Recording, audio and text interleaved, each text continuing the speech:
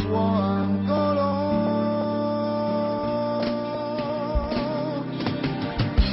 Le voli alti contro i colori dell'arcobaleno e al tramonto vorrei sedermi all'ombra di un grattacielo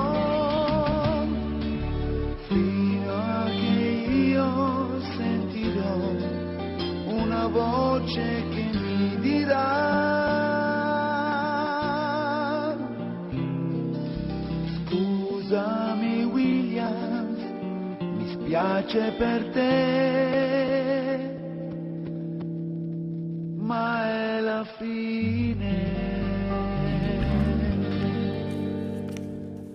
Buongiorno, buongiorno, un'altra settimana che inizia, speriamo domani 25 aprile, giornata storica. Certo che se guardiamo i telegiornali, i giornali, le notizie cattive sono veramente tante, queste guerre che continuano a aumentare invece che diminuire, questi uomini che si uccidono per un po' di potere in più, ma è una cosa incredibile. Eppure la storia avrebbe dovuto insegnare. Papa Francesco continua a urlare il suo disperato dolore per la pace, ma sto gridando in tutte le maniere. Neppure il Papa ormai è più rispettato, poco rispetto a quello che dovrebbe essere, perché lui sta facendo un lavoro immane, soprattutto sta cercando di aiutare gli ultimi, i fragili. Qualcuno questo non lo capisce, parla di una chiesa povera che aiuti. Certo che con quel marasma che si ritrova non è mica semplice, non è neanche facile, ma non è facile neanche per le associazioni di volontariato. Ci hanno messo una burocrazia che ci sta uccidendo, pochi supporti. Se non ci foste voi, e vi ringrazio veramente anche col 5 per 1000 di aiutarmi, perché veramente anche quest'anno sarà durissima per me. Voi non avete idea, le persone che mi chiamano per essere aiutate, ma non è che ho la bacchetta magica, che posso trovare le case, posso trovare le strutture, non è facile, non è semplice. Qualcuno che dovrebbe fare questo è proiettato da tutta un'altra parte e questo non va assolutamente bene, non va bene perché stiamo parlando di persone indifese che da sole non ce la fanno, non ce la faranno mai. Io vorrei vedere oggi quante persone sono al lavoro negli enti pubblici soprattutto e quante invece persone sono veramente a casa disperate perché gli uffici non rispondono, ci mancavano anche le elezioni, perciò è tutto fermo, bloccato e queste famiglie cosa fanno? In attesa di chi è che li aiuta?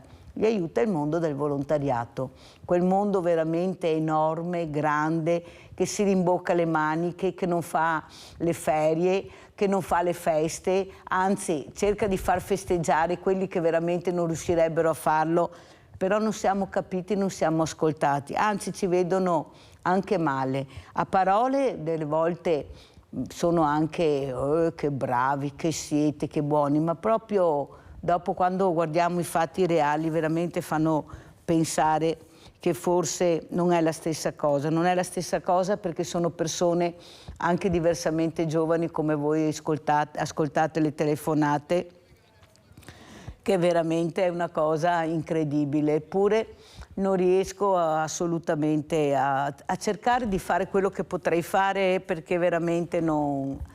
Mi stanno urlando in cuffia, ma non sono io che devo sentire, però non importa. E quello che volevo dirvi è che è molto dura. Ecco, io vorrei che anche il sabato che leggo queste poesie drammatiche di questa mamma, di questa famiglia che ha perso questo adorato figlio, delle volte qualcuno dice Madonna che pesante a Mirella queste poesie, che dura, però dobbiamo anche ricordare, guardate anche ieri sono venuti anche i nonni, perché sapete che a Villa Margherita c'è questa mostra fotografica in ricordo di Mattia Battistetti, è veramente una cosa struggente, un dolore talmente grande che voi non immaginate, però siete arrivati voi, siete arrivati in tanti, venerdì, sabato, domenica, a ricordare, a scrivere 2 parole di affetto e per loro è molto importante, sapete, è molto importante perché non hanno altro, hanno solo la vostra vicinanza, non è rimasto altro, processi enormi, processi che fanno un male incredibile, che non sa neanche se troverà un spiraglio, se questa giustizia arriverà, però si continua a lottare. Io vi racconto queste cose in attesa di collegarmi con gli ospiti questa mattina. Piove anche qua, perché veramente forse qualcuno non si rende conto come si fa, pensa di riuscire, ma poi c'è una cosa per un'altra. Però è arrivato il nostro Rinaldo che mi terrà compagnia. Ciao Rinaldo, cosa mi racconti? Ciao Mirella, ti racconto che hai ragione, perché purtroppo il mondo va avanti così. Quello che facciamo noi altri, cultori volontari, è una goccia sul mare. Però nessuno si accorge di dover aiutare queste persone. Ma siamo proprio gente che non va da vergognarsi. Quindi che ti senti che la gente li trova morti in casa dopo un mese e nessuno si è accorto. Chi si accorge solo dall'odore. Ma dove siamo arrivati? Una volta al vicinato venivano tutti da basso perché dava un tocco di pane al frutero e che era per tutti, perché suo padre era con me, via un tocco di pane. Adesso non vedi questo sistema di conoscersi tutti, di darsi una mano con l'altro. No, adesso dobbiamo essere, apparire, far vedere che siamo, ma cosa volete che cambia? Ya capito? Dobbiamo stare 2 metri e meglio sotto terra tutti. Purtroppo. Purtroppo. Ma forse è la roba più bella che l'ha fatto il nostro Signore. Questo sistema qua. E la paga anche qui che l'ha fatto del male. Perché il senatore ancora lì. Mi spiego.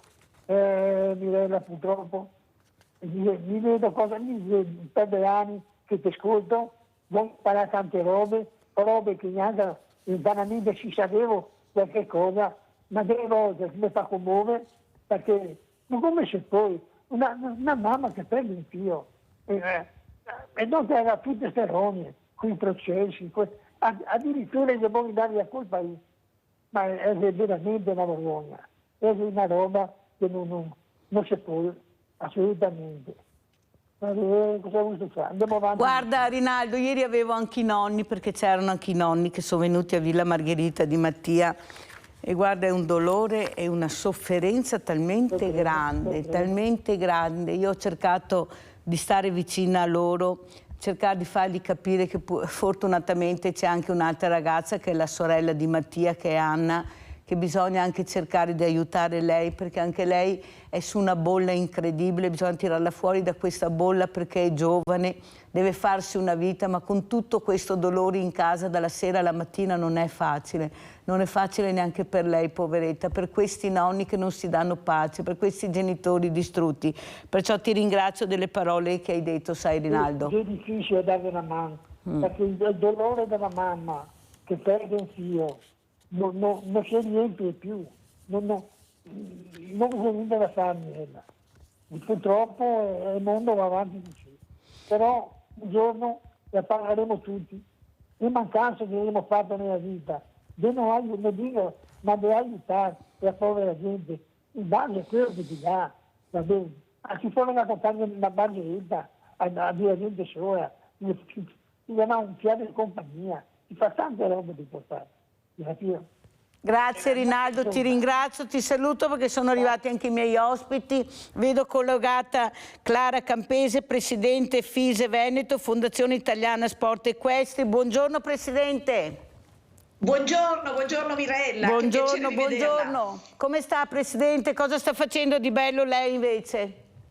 Beh, tra le tante cose, insomma, siamo sempre con i nostri amici cavalli, fedelissimi animali, e abbiamo vari progetti. Quest'anno cerchiamo nel modo migliore di portarli avanti. Lei lo sa benissimo che condividiamo anche le finalità che spesso che lei propone nella sua trasmissione, e quindi abbiamo già questo fine settimana all'Onigo la prima tappa di un progetto molto interessante. Saremo presso Parco Ippodromo e quest'anno abbiamo integrato le attività che proponiamo rivolte al pubblico, rivolte alle scuole, con l'inserimento di un'attività con ragazzi più sfortunati di noi, ma che quando sono a cavallo riescono a fare quasi tutto, o direi forse anche tutto, con la collaborazione, come lei sa, straordinaria del cavallo, che si mette sempre a disposizione di chiunque, ecco, senza giudicare. E quindi sabato mattina verso le 10, dalle 10 alle 12 a Parco Ippodromo si esibirà i ragazzi dell'associazione Il Cuore Oltre l'Ostacolo, che lei conosce, proprio per far vedere alle famiglie che la relazione con questo straordinario essere può mettere nella condizione i ragazzi veramente di fare tutto quello che riescono a fare gli altri, ma anche e soprattutto a ricevere una grandissima dose di affetto, di comprensione, di supporto, anche di dialogo silenzioso, che talvolta con le persone magari risulta un po' più difficile. E quindi ecco, riteniamo che sia fondamentale che le istituzioni, questo lei lo sa bene, lo proclama sempre nelle sue puntate, ecco, anche le istituzioni dovrebbero poi tradurre in fatti, in azioni, dei buoni propositi che magari ovviamente hanno, che dichiarano, però molte volte manca poi proprio concretamente delle iniziative al servizio, ecco, della popolazione. Sport equestre e giovani. Ecco, abbiamo sentito in questo lungo periodo che pochi giovani fanno sport e ne fanno veramente poco, ma si fa anche poco sport in Italia, non solo sport equestre ma sport in generale. Pensiamo che nelle scuole solo 2 ore a settimana, mentre il resto d'Europa ne fanno 6-8. Ecco, lei come vede questa situazione? Perché non è che noi possiamo avere la bacchetta magica e cambiare le cose, qualcun altro dovrebbe cambiarle, ed è la politica che è sorda a questo grido di dolore che stanno facendo i vari presidenti. Io mi ricordo anche poco tempo fa il presidente Dino Ponchio, questo grido di dolore per i pochi soldi che arrivano, queste società che sono alla canna da gas, ci mancavano anche le bollette, non ce la fanno, la pandemia. Lei cosa vuol dire? Oltretutto lei fa parte anche di Sport e Benessere, com'è? Sì, lei ha detto molto bene, il dato è confermato. Io credo, Mirella, che la questione si debba ricondurre intanto ad una formazione delle persone, nel senso che le persone in generale, che siano istituzioni, che siano privati, quindi che sia pubblico e privato, debbono veramente comprendere l'importanza dell'attività sportiva.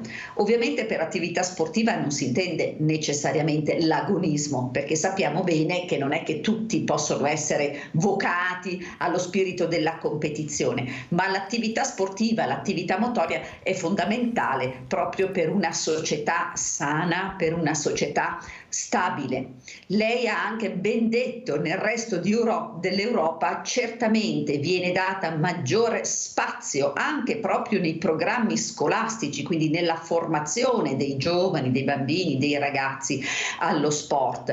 E addirittura le dirò che, facendo proprio riferimento, mi sembra che sia l'articolo 1 dell'Organismo Mondiale della Sanità, dell'OMS, all'articolo 1 si proclama proprio come un dovere primario delle istituzioni di promuovere il benessere psicofisico e, attenzione, sociale delle persone. È su questa parola che bisognerebbe un po' soffermarsi, proprio il benessere sociale. E ovviamente la componente dell'attività sportiva è una delle cose fondamentali. Per me è prioritaria, ovviamente da grande sportiva quale sono. Il problema è, come lei ha detto, che purtroppo tuttora non viene data la giusta considerazione, anzi le dirò di più. Talvolta, e sono tante le segnalazioni che ricevo da parte di famiglie che hanno ragazzi che sono anche impegnati in attività sportiva ma anche agonistica e quindi necessariamente ovviamente devono fare delle assenze per ovvi motivi e per cui il tempo a disposizione è, diciamo, poco, viene ridotto per applicarsi allo studio, ecco, molte volte questi ragazzi vengono fortemente penalizzati.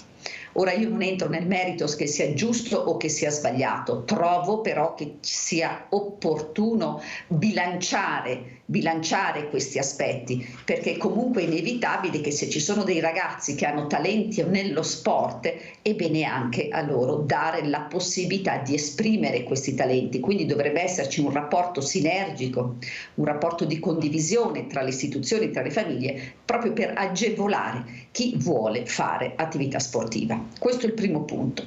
Il secondo punto è altrettanto, a mio avviso, importante perché noi ci limitiamo a dire non fumare perché se no ti viene il cancro, quello ti fa male e quindi non lo fare.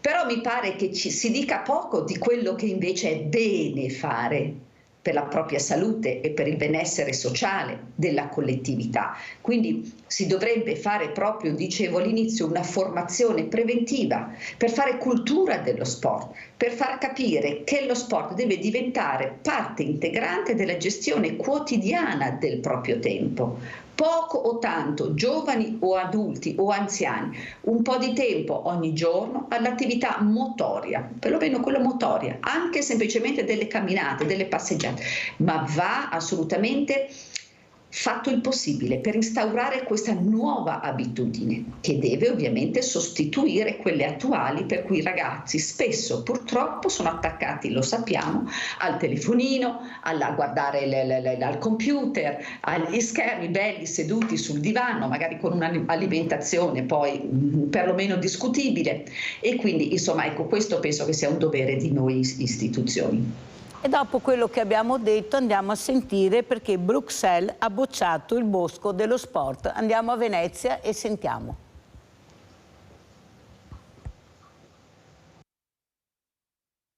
L'Europa non finanzierà la realizzazione del Bosco dello Sport di Tessera con i fondi del Piano Nazionale di Ripresa e Resilienza. L'annuncio è arrivato dal Ministro per gli Affari Europei Raffaele Fitto. Il mese ulteriore di riflessione concesso dalla Commissione Europea per valutare il progetto ha confermato ciò che già filtrava da Bruxelles, tanto che appena una settimana fa era stato lo stesso vice premier Matteo Salvini a criticare la scelta del Comune di Venezia. Se ti danno dei soldi per la sostenibilità, l'innovazione, la riduzione delle emissioni, ma tu li usi per uno stadio, aveva detto al Gazzettino, evidentemente fai una scelta quantomeno bizzarra. La notizia è stata accolta in comune con stupore e contrarietà, in attesa di conoscere le motivazioni di una scelta che all'amministrazione di Venezia pare più politica che tecnica. Diversa la lettura del Partito Democratico. Per la segretaria cittadina Monica Sambo, perdere 93 milioni di investimenti pubblici rappresenta una sconfitta epocale della giunta Brugnaro. Ricordiamo che le opposizioni a tal fine, ancora nell'aprile del 2021, avevano presentato un insieme di proposte che avevano 3 punti cardine: ambiente, casa, lavoro. E da queste proposte e da questi principi che bisogna ripartire fin da subito per intercettare le risorse europee e dare un futuro alla nostra città. Daniele Giordano, segretario generale della CGIL di Venezia, parla di una notizia sconcertante per quanto prevedibile, ricordando le perplessità del sindacato sul fatto che il progetto potesse essere condiviso dall'Europa. Per questo Bosco dello Sport abbiamo già impegnato l'avanzo di bilancio dell'anno scorso e di conseguenza è fondamentale capire quale sia la copertura finanziaria, se non sia il caso piuttosto di rivedere il tutto, magari anche chiedendo ai privati perché non se lo finanziano loro questo palasport e questo stadio come accade in altre città italiane, anzi. Di sconfessione a tutto campo che arriva dall'Europa e della sconfitta di chi pretendeva di accaparrare soldi pubblici per interessi che erano in massima parte privati, parla invece Giovanni Andrea Martini di Tutta la città insieme. Dalla municipalità di Venezia Murano Burano, la consigliera delegata Sara Arco chiama alla mobilitazione. Ora il 27 ci sarà un consiglio comunale e invito i miei concittadini a venire insieme a me in consiglio comunale e chiedere tutti insieme le dimissioni di questo sindaco che troppo spesso ha regalato brutte pagine per questa città. Allora, Presidente Campese, come commenta il video che ha visto e le parole che ha sentito? Ma guardi, io ora non ho gli elementi per entrare chiaramente nello specifico ed esprimere diciamo delle considerazioni oggettive attinenti a quello che è accaduto.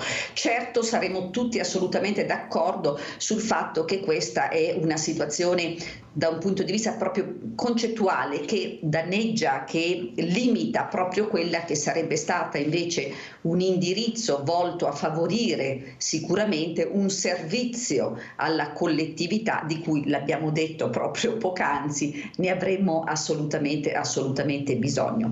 Ripeto, non conosco i termini della questione, mi auguro però in linea di principio che se ci sono state delle difficoltà, se questo progetto non è stato accolto, ebbene che si provveda ovviamente a trovare delle soluzioni, perché quello che è importante è raggiungere l'obiettivo. L'iniziativa certamente era meritevole, però ora bisogna rimboccarsi le maniche, condividere anche, fare un'autoanalisi o un'autocritica, non c'è niente di male eventualmente, e valutare come procedere per portare a casa un obiettivo che, ripeto, certamente è nell'interesse della collettività.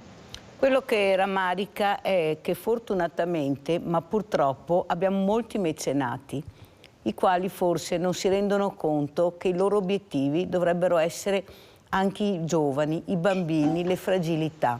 Ecco, io delle volte assisto quando sentiamo queste aste miliardarie, non milionarie, miliardarie, dove per un pezzo, per carità, pregiatissimo, validissimo, importantissimo, si spendono migliaia e milioni di euro e poi non riusciamo a trovare quei pochi soldi, quei pochi euro per aiutare le fragilità, e che sono tante, tantissime. Qualcuno dice, ma io faccio, ma io non riesco a capire cosa fanno, perché non si dice mai niente, perché non si deve dire, bisogna fare in silenzio la solidarietà. Ecco, questa è una cosa che mi fa andare in bestia, ma perché in silenzio la solidarietà? Perché uno si vergogna di fare la solidarietà, di dire che ha aiutato, che ha investito. Eppure noi vediamo che la politica, quando investe quei nostri soldi, va lei a fare il taglio del nastro, ma sono soldi nostri però. Non ci invita a tagliare noi i nastri e vedere se quel progetto lo approviamo o no. Spendi i nostri soldi come le pare e piace, proprio in maniera delle volte anche talmente ignobile, nel vero senso della parola, perché le priorità sarebbero altre. Io prima vi ho raccontato di queste telefonate che poi voi sentite anche in diretta, che chiamano tutte le mattine, che mi scrivono, di gente veramente disperata, i sindaci che rispondono che non hanno case, lo sport non ha strutture, soldi per le cose importanti non ce ne sono. Abbiamo i bambini obesi, ma facciamo 2 ore di sport e come li facciamo, e magari tanti anche a pagamento. Voi capite che io delle volte mi arrabbio e dico quello che penso, perché è quello che pensate voi, perché vi ascolto, vi sento. Non solo vi sento, vi ascolto e poi ripeto quello che mi dite. Eppure non si muove paglia, anzi cercano sempre più di allontanarci, di dividerci, di metterci uno con l'altro. O sbaglio, Presidente? Sì, vede Mirella, lei sta dicendo delle cose sacrosante, cioè nel senso che tutto fa riferimento alla persona, perché in tutte le circostanze gli esiti delle cose dipendono dalla persona. È la centralità dell'essere umano, o meglio, la centralità della coscienza dell'essere umano.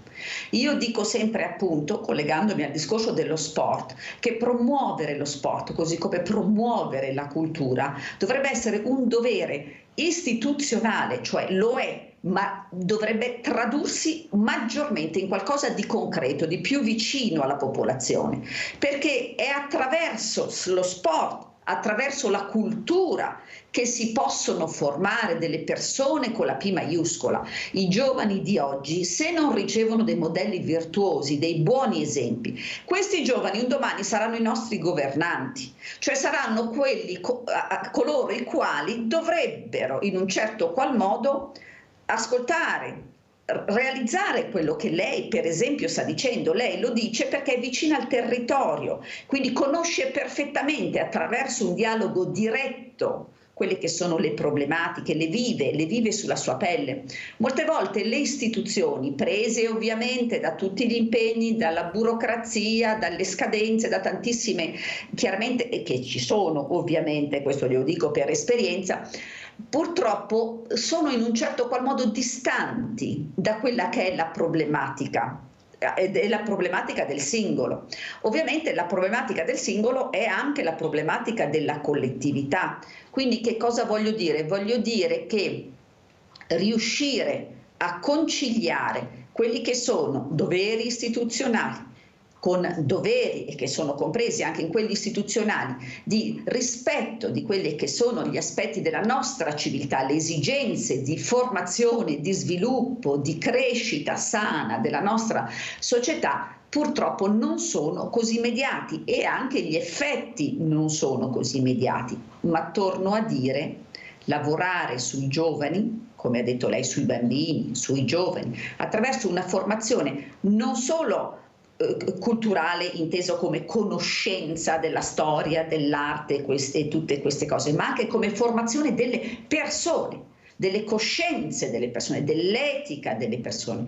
Allora si potrà andare verso la formazione di una società stabile e che vede il bene comune come prioritario rispetto a quelli che possono essere altri impegni, legittimi peraltro, per carità, però per i quali a un certo punto uno con coraggio deve prendere delle posizioni e si deve adoperare al servizio della comunità. Parole veramente importanti, la ringrazio di averla detta, Presidente, perché io spero sempre che qualcuno riesca veramente ad ascoltare, perché c'è un grido di dolore.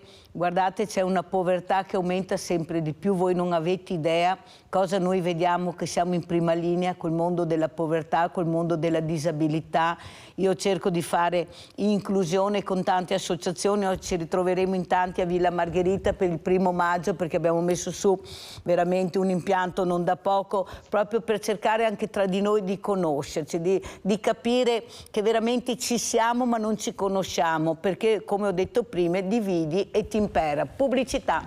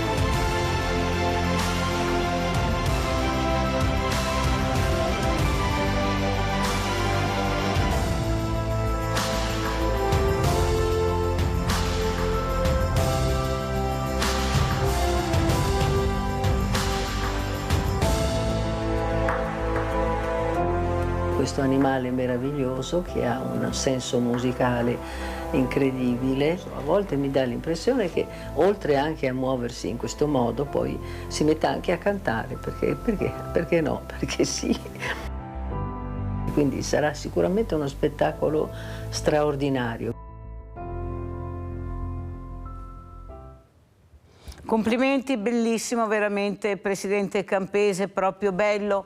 Questi animali poi in queste ville che è il loro habitat, perché li abbiamo sempre visti là, le scuderie erano in queste meravigliose ville, in questi castelli che abbiamo ancora la fortuna di avere e che grazie anche a Clara Campese è riuscita forse a far capire a qualcuno che forse è giusto aprire queste porte, queste ville, questi cancelli sempre chiusi per far conoscere anche questo sport e anche il mondo delle fragilità. Prego, Presidente. Grazie Mirella, in realtà bisogna anche dire che lei è stata lungimirante con Villa Margherita e ha dato il via proprio, come ha detto bene, all'apertura di questi cancelli. Noi come federazione abbiamo cercato ovviamente di corredare con molte iniziative tutto attorno e quindi di ampliare un'idea che lei aveva avuto e che è ottima e che chiaramente Cavalli in Villa cerca di promuovere, di portare avanti con grande impegno, perché lei sa bene cosa vuol dire organizzare e quindi l'impegno è notevole, soprattutto con manifestazioni, eventi a titolo gratuito aperti al pubblico, proprio per promuovere quella che è una maggiore frequentazione, vicinanza della collettività al mondo del cavallo, che lei sa benissimo, vero? Non è lo sport di nicchia come spesso si vuole far, come spesso si pensa, perché quella è la parte agonistica, però il cavallo veramente si presta a tantissime sfumature, a tantissimi utilizzi, e devo dire nell'ambito proprio, ne parlavamo prima, della formazione dei bambini, dei giovani, degli adulti, ma anche delle persone, diciamo anche delle persone più sfortunate, veramente è un toccasano sotto tutti i punti di vista. Quindi abbiamo l'obbligo come istituzione di promuoverne l'utilizzo il più possibile, perché questo ha anche dei riflessi nell'ambito della salute, dicevamo, del benessere. Non parliamo adesso poi nel periodo di recupero post-Covid, quante segnalazioni da parte di famiglie ci arrivano, ragazzi con disturbi comportamentali, con manifestazioni di ira, di depressione, di cose incredibili. Ebbene, in tutto questo ovviamente quale miglior aiuto poteva essere fornito se non dal cavallo? Perché noi abbiamo visto che, e la letteratura scientifica lo dimostra, che la relazione, ma per chiunque, me compresa, con gli animali, con la natura, è veramente dà certamente un incremento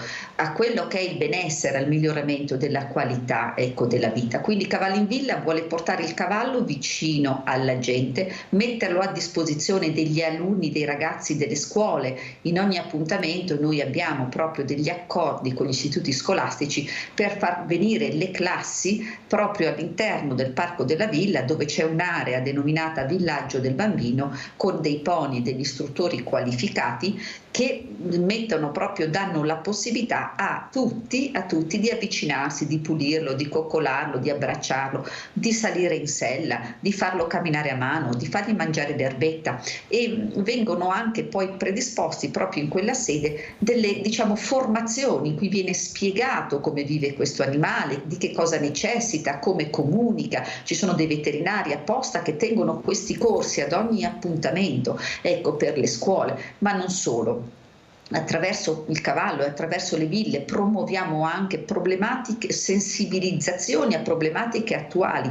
Per esempio quest'anno ci sarà partner la Polizia Stradale, ad ogni appuntamento in villa porterà il pullman azzurro che sostanzialmente contiene all'interno dei simulatori, per dare la possibilità anche agli alunni delle medie di provare a condurre attraverso il simulatore un mezzo, capendo che cosa accade ai nostri riflessi quando si guida, quando si fa qualcosa in stato di non lucidità, di ebbrezza o sotto effetto di stupefacenti. È una cosa veramente molto singolare, perché dà la possibilità alla persona di percepire. Lo sa che l'abbiamo fatto a Villa Margherita con tutte le forze dell'ordine, con tutti i simulatori, con l'ACI, l'abbiamo già fatto l'anno scorso. Abbiamo Leone da Tre Baselleghe. Ciao Leone. Ciao Milena, grazie. Ciao. Saluto la tua ospite. Allora, qui ci lamentiamo che i giovani non fanno ginnastica e si vuole fare un parco per lo sport e non bisogna farlo, non va fatto perché non so perché. Comunque, questo mi sembra ridicolo, questa cosa. Ma se proprio non si vogliono fare gli stadi, almeno si faccia il bosco, che la gente possa andare a correre, a fare qualche cosa. Un'altra cosa volevo dire alla sinistra che è contraria a questo progetto. Allora, gli stadi vanno fatti solo nelle città dove ci sono società ricche, e quelle invece che non hanno queste società ricche per farsi lo stadio, la città non deve avere lo stadio. Sentiamo, è giusto anche questo. Non dovrebbe essere che ogni città ha il suo stadio e che se c'è una squadra importante la può far giocare anche se non ha i soldi per costruirsi lo stadio. Ciao Mirella, grazie. Sono perfettamente d'accordo con quello che hai detto, Leone. Tanto è vero che anche a Treviso si parla di spostare lo stadio perché è una zona che a qualcuno dice non va più bene, mentre il sindaco Mario Conte ha detto che lui lo stadio lo tiene là perché è anche un nostro simbolo. Tanti non la pensano così, però io vorrei anche capire come mai prima di decidere questo bosco dello sport, se sì, se no, non hanno interpellato anche i presidenti delle società, il presidente del CONI che penso, come avete sentito, ha detto che per lui invece va benissimo perché non abbiamo strutture sufficienti, sono strutture importantissime di ultima generazione e invece si parla sempre di uno stadio, non si parla di sport, non si possono fare i stadi, ma qui stiamo parlando del bosco dello sport. Allora, se qualcuno ci spiegasse bene il perché sì e il perché no, perché è stato deciso di sì e perché qualcuno vuole dire di no, ma soprattutto interpellando gli addetti ai lavori e i ragazzi che fanno sport, che sono gli atleti, forse qualcuno cambierebbe idea. Cosa dice, Presidente?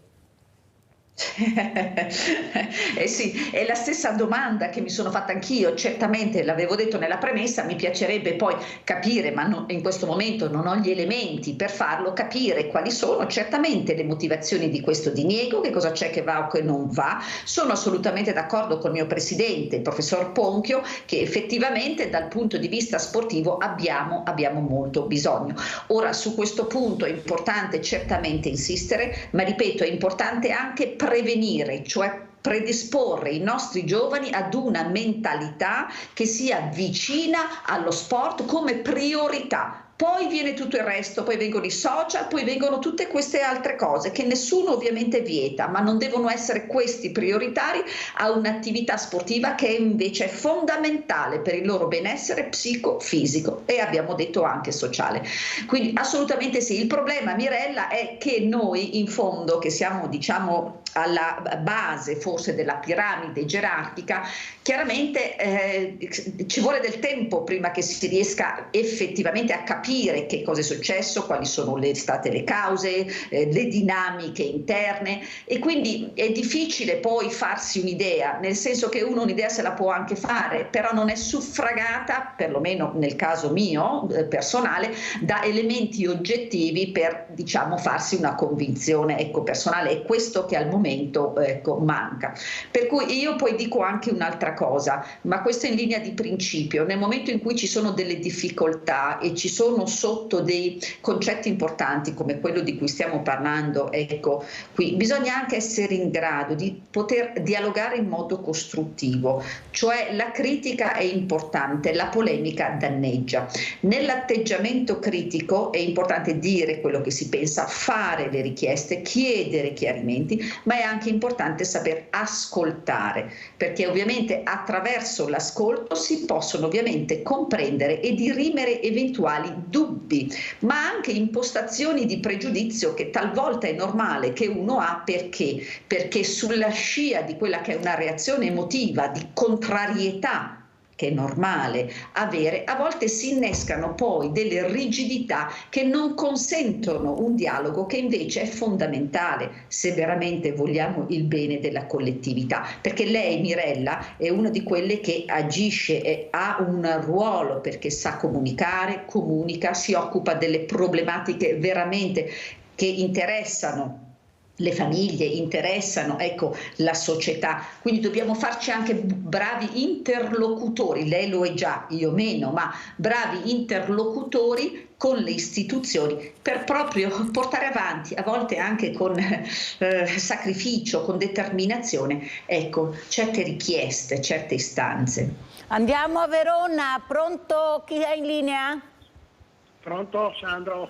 Ciao Sandro, siamo collegati anche con la Presidente Campese da Verona, perciò giochiamo in casa adesso. Vai Sandro. Allora, nel calcio c'è tanta ingiustizia. Se guardiamo la Juve adesso che le hanno dati i punti e guardiamo il Chievo che l'hanno distrutto. Lì facciamo già il paragone tra uno e l'altro. Dopo, quando uno va a vedere la partita, vorrei sapere tutta la polizia che li mandano per tenere, come si dice, controllare. Per controllare, vorrei sapere chi è che li paga. Ci sono tante ingiustizie del Covid, ma tantissime. Dopo i stadi vengono fatti stadi, però vengono fatti. Chi li fa? Il comune o chi li fa il CONI? Dopo quando vanno gli spettatori, gli incassi che fanno, cosa li danno ai comuni o cosa li danno ai CONI? Lì bisognerebbe sapere tutte quelle robe lì, perché lì girano un sacco di soldi, dopo pagano i giocatori e dopo sono in difficoltà. Ecco, ci sono tante ingiustizie nel calcio, ma tantissime. Perché basta guardare una squadra grossa e una squadra piccola. Quella piccola la rovinano, la buttano come Chievo a 0. La Juve gli danno i punti, dopo a 5-6 avvocati e gli ridanno. Alla fine cosa va? Va finito tutto in buono per le grandi. Ecco. Vi saluto e vi ringrazio. Grazie a te Sandro, sono perfettamente d'accordo con quello che hai detto, infatti lo dico tantissime volte che non c'è trasparenza, non sappiamo mai dove vanno a finire tutti quei soldi, entrate e uscite, chi è che le conosce? Ecco, solo il mondo del volontariato è messo sotto pressione, che dobbiamo rendicontare tutto, anche il la minima spesa, ma lo trovo anche giusto e non dico che non sia giusto, anche perché così qualche volta vengono fuori anche i furbetti, come è successo, avete visto anche in Sicilia, avete sentito, era anche sfortunatamente il Presidente della Repubblica, cioè una roba veramente Cavaliere della Repubblica, un Presidente Cavaliere della Repubblica. Questa donna veramente fa molto male, anche se io sono dell'idea che anche questo cavalierato dovrebbe essere rivisto, dato alle persone che veramente meritano. Io delle volte ho letto i nomi e dico, ma questa cosa aveva fatto per diventare? Non perché io sono Cavaliere della Repubblica, ma almeno i meriti ho fatto, e per carità, dopo se è giusto o non giusto decideranno gli altri, ma il mio curricula l'ho portato, vorrei vedere i curricula di questi, perché fanno parte del giro magico, perché sono conosciuti, perché, e magari quelli veramente che hanno dato, che hanno fatto, qua è un Cavaliere della Repubblica. Ma non può funzionare così, perché è un titolo importante, o sbaglio Presidente? È un titolo importantissimo, è un merito, un titolo di merito, ma dov'è il merito di certe persone? Prego. Sì, vede Mirella, il mio modesto parere è questo, e sono certamente titoli importanti, ma non solo questo, ce ne sono, o per meglio dire qualunque titolo è importante, se ovviamente portato con degli esempi validi, con degli esempi buoni, quindi assunto con responsabilità. Molte volte però accade cosa?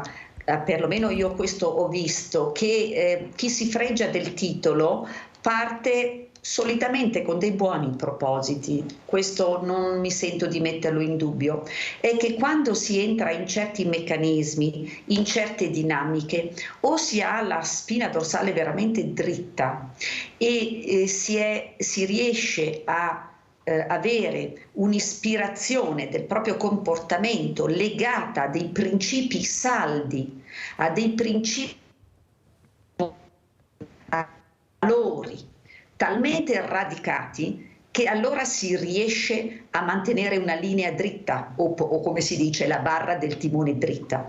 Ma molte volte poi, ripeto, quando si entra in certe dinamiche si rischia di essere schiacciati, mi passi il termine, tanto per dire, non nel senso dalla crisi, ma qui schiacciati da queste dinamiche anche di mala politica. Attenzione, perché la politica, se è una sana politica, è buona, ci deve essere, ci mancherebbe altro, non è una cosa negativa la buona politica, la sana politica, è quella politica becera che è quella che ammala e fa ammalare il sistema. Quindi dicevo, molte volte le persone che hanno così entrano con dei buoni propositi, poi in corso d'opera bisogna vedere se riescono a mantenere la loro integrità. E questo è difficile, io glielo dico con molta franchezza, da donna, non da presidente o vicepresidente vicario, e molte volte anch'io mi sono trovata in difficoltà perché mi sono trovata ad un bivio, scelgo quella strada che magari è meno conveniente da un punto di vista di immagine,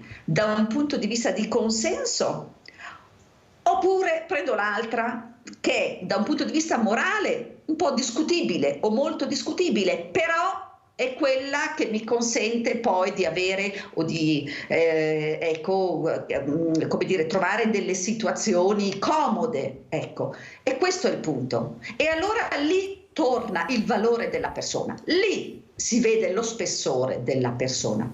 Ed ecco perché sono convinta che dobbiamo lavorare per formare delle persone forti, stabili, che non hanno paura di fare o dire delle cose scomode, anche perché lo sappiamo. Molte volte la voce fuori dal coro è quella che, anziché essere apprezzata, è quella che viene più discussa. Perché? Perché è proprio fuori dal coro, perché non si è adeguata a quella che è una ragione di opportunità. Ci siamo? Quindi si prevale che cosa? La mediocrità. La mediocrità va bene. Il coraggio di chi dice con coerenza, talvolta con umiltà, con coraggio le proprie idee, e questo viene purtroppo non apprezzato in questa società. Ecco, capite che come è una visione e anche una problematica molto ampia, ma tutto dipende sempre dalle persone, perché siamo noi che facciamo la differenza, siamo noi che possiamo accettare o non accettare certe cose. Allora, dopo aver sentito le parole della Presidente Campese, perché veramente il tempo è tiranno, abbiamo già superato l'ora, ma devo vedere anche questo servizio molto importante. Ecco, visto che abbiamo parlato di giovani, cosa dicono invece i carabinieri, l'appello che fanno i carabinieri ai giovani, che è molto importante, poi lo commentiamo e salutiamo Clara Campese, Presidente Fondazione Italiana Sport Equestre.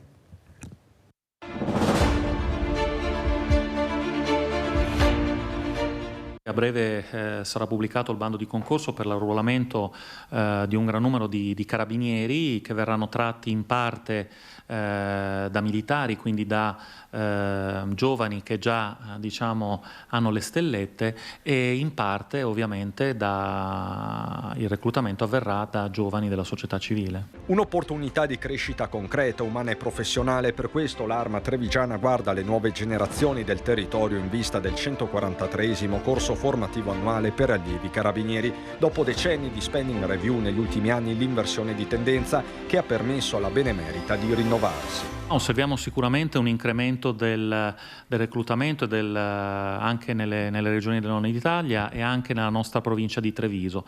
Sempre più giovani e donne attratti da questa professione, che consente di rispondere alle molteplici sfide che la società ci propone. Non solo lotta alla criminalità classica, furti e spaccio, controllo del territorio e sicurezza stradale, ma anche le nuove frontiere della tutela ambientale, del patrimonio artistico, del lavoro e della sanità, spesso con l'aiuto delle tecnologie più avanzate. Tutta una serie, diciamo, di settori dove questi carabinieri, una volta arruolati, si troveranno a confrontarsi e potranno fornire il loro servizio alle comunità. I posti a disposizione in tutta Italia sono oltre 4.000. Il messaggio che parte dal comando di Via Cornarotta è diretto. Il mio appello è quello di cogliere questa opportunità al volo.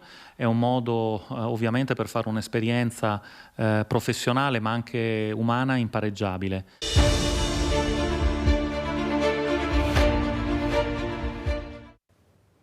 E dopo aver sentito le parole del colonnello Turini, che ringrazio, ecco, e spero di averlo anche prossimamente in trasmissione, sono parole importanti, però una cosa che si nota, Presidente Campese, è che l'Arma fa sport. In tutti i sport hanno dei campioni olimpionici veramente importanti, qualsiasi sport, anche il suo, o sbaglio? Sì, assolutamente sì, anche da noi abbiamo campioni assolutamente nella Polizia di Stato, nei Carabinieri, in tutte queste istituzioni militari. ovviamente eccellenze, atleti veramente eccellenti, sia da un punto di vista sportivo, le devo dire, ma anche come persone. Quindi questo certamente è un canale che noi cercheremo di sviluppare, segnalando laddove è possibile, perché anche per entrare come sportivi nelle forze armate ci sono dei protocolli, ci sono dei requisiti previsti, per esempio devono aver avuto certi risultati ad alto livello, però sicuramente so, e questo glielo posso dire, che abbiamo in Veneto dei giovani, quindi che sono addirittura quasi ancora non maggiorenni, che però con le idee chiare hanno già espresso il desiderio di entrare poi, ecco, nelle forze dell'ordine, proprio per indossare la divisa. Quindi, e questo conferma ulteriormente quanto effettivamente comunque lo sport sia trasversale un po' a tutti i segmenti sociali, istituzionali, commerciali, talvolta, quindi anzi non talvolta, molto spesso. E quindi viva lo sport! Sì, anche perché oltre a entrare nell'arma hai la possibilità, anche se hai le qualità, di diventare un grande campione. Ti danno anche questa possibilità, guardate che non è cosa da poco, è un aiuto importantissimo che, come ho detto prima, forse le forze dell'ordine hanno capito più di altri e anche della politica. Come ci saluta Presidente Campese? Ma io vi saluto principalmente ringraziandola, Mirella, per la sua opera, perché anche lei dà un grande contributo, dobbiamo dirlo. Lei chiama sempre gli altri, ringrazia tutti, però un ringraziamento va dato anche a lei. Questo veramente, per quello che può valere il mio ringraziamento, ma glielo sto dicendo con grande stima e con tutto il cuore, perché anche aprire un attimino in modo trasparente a quelle che sono problematiche che lei spesso solleva con grande rispetto, con grande educazione, ma è giusto. Anche noi cittadini abbiamo il dovere di farci sentire, abbiamo il dovere di dire quello che pensiamo fino a prova contraria, e quindi lei sta facendo veramente, dando un grandissimo contributo. Io la ringrazio e la stimo molto. Grazie, grazie Presidente Campese, grazie e buon lavoro veramente. Pubblicità. A lei.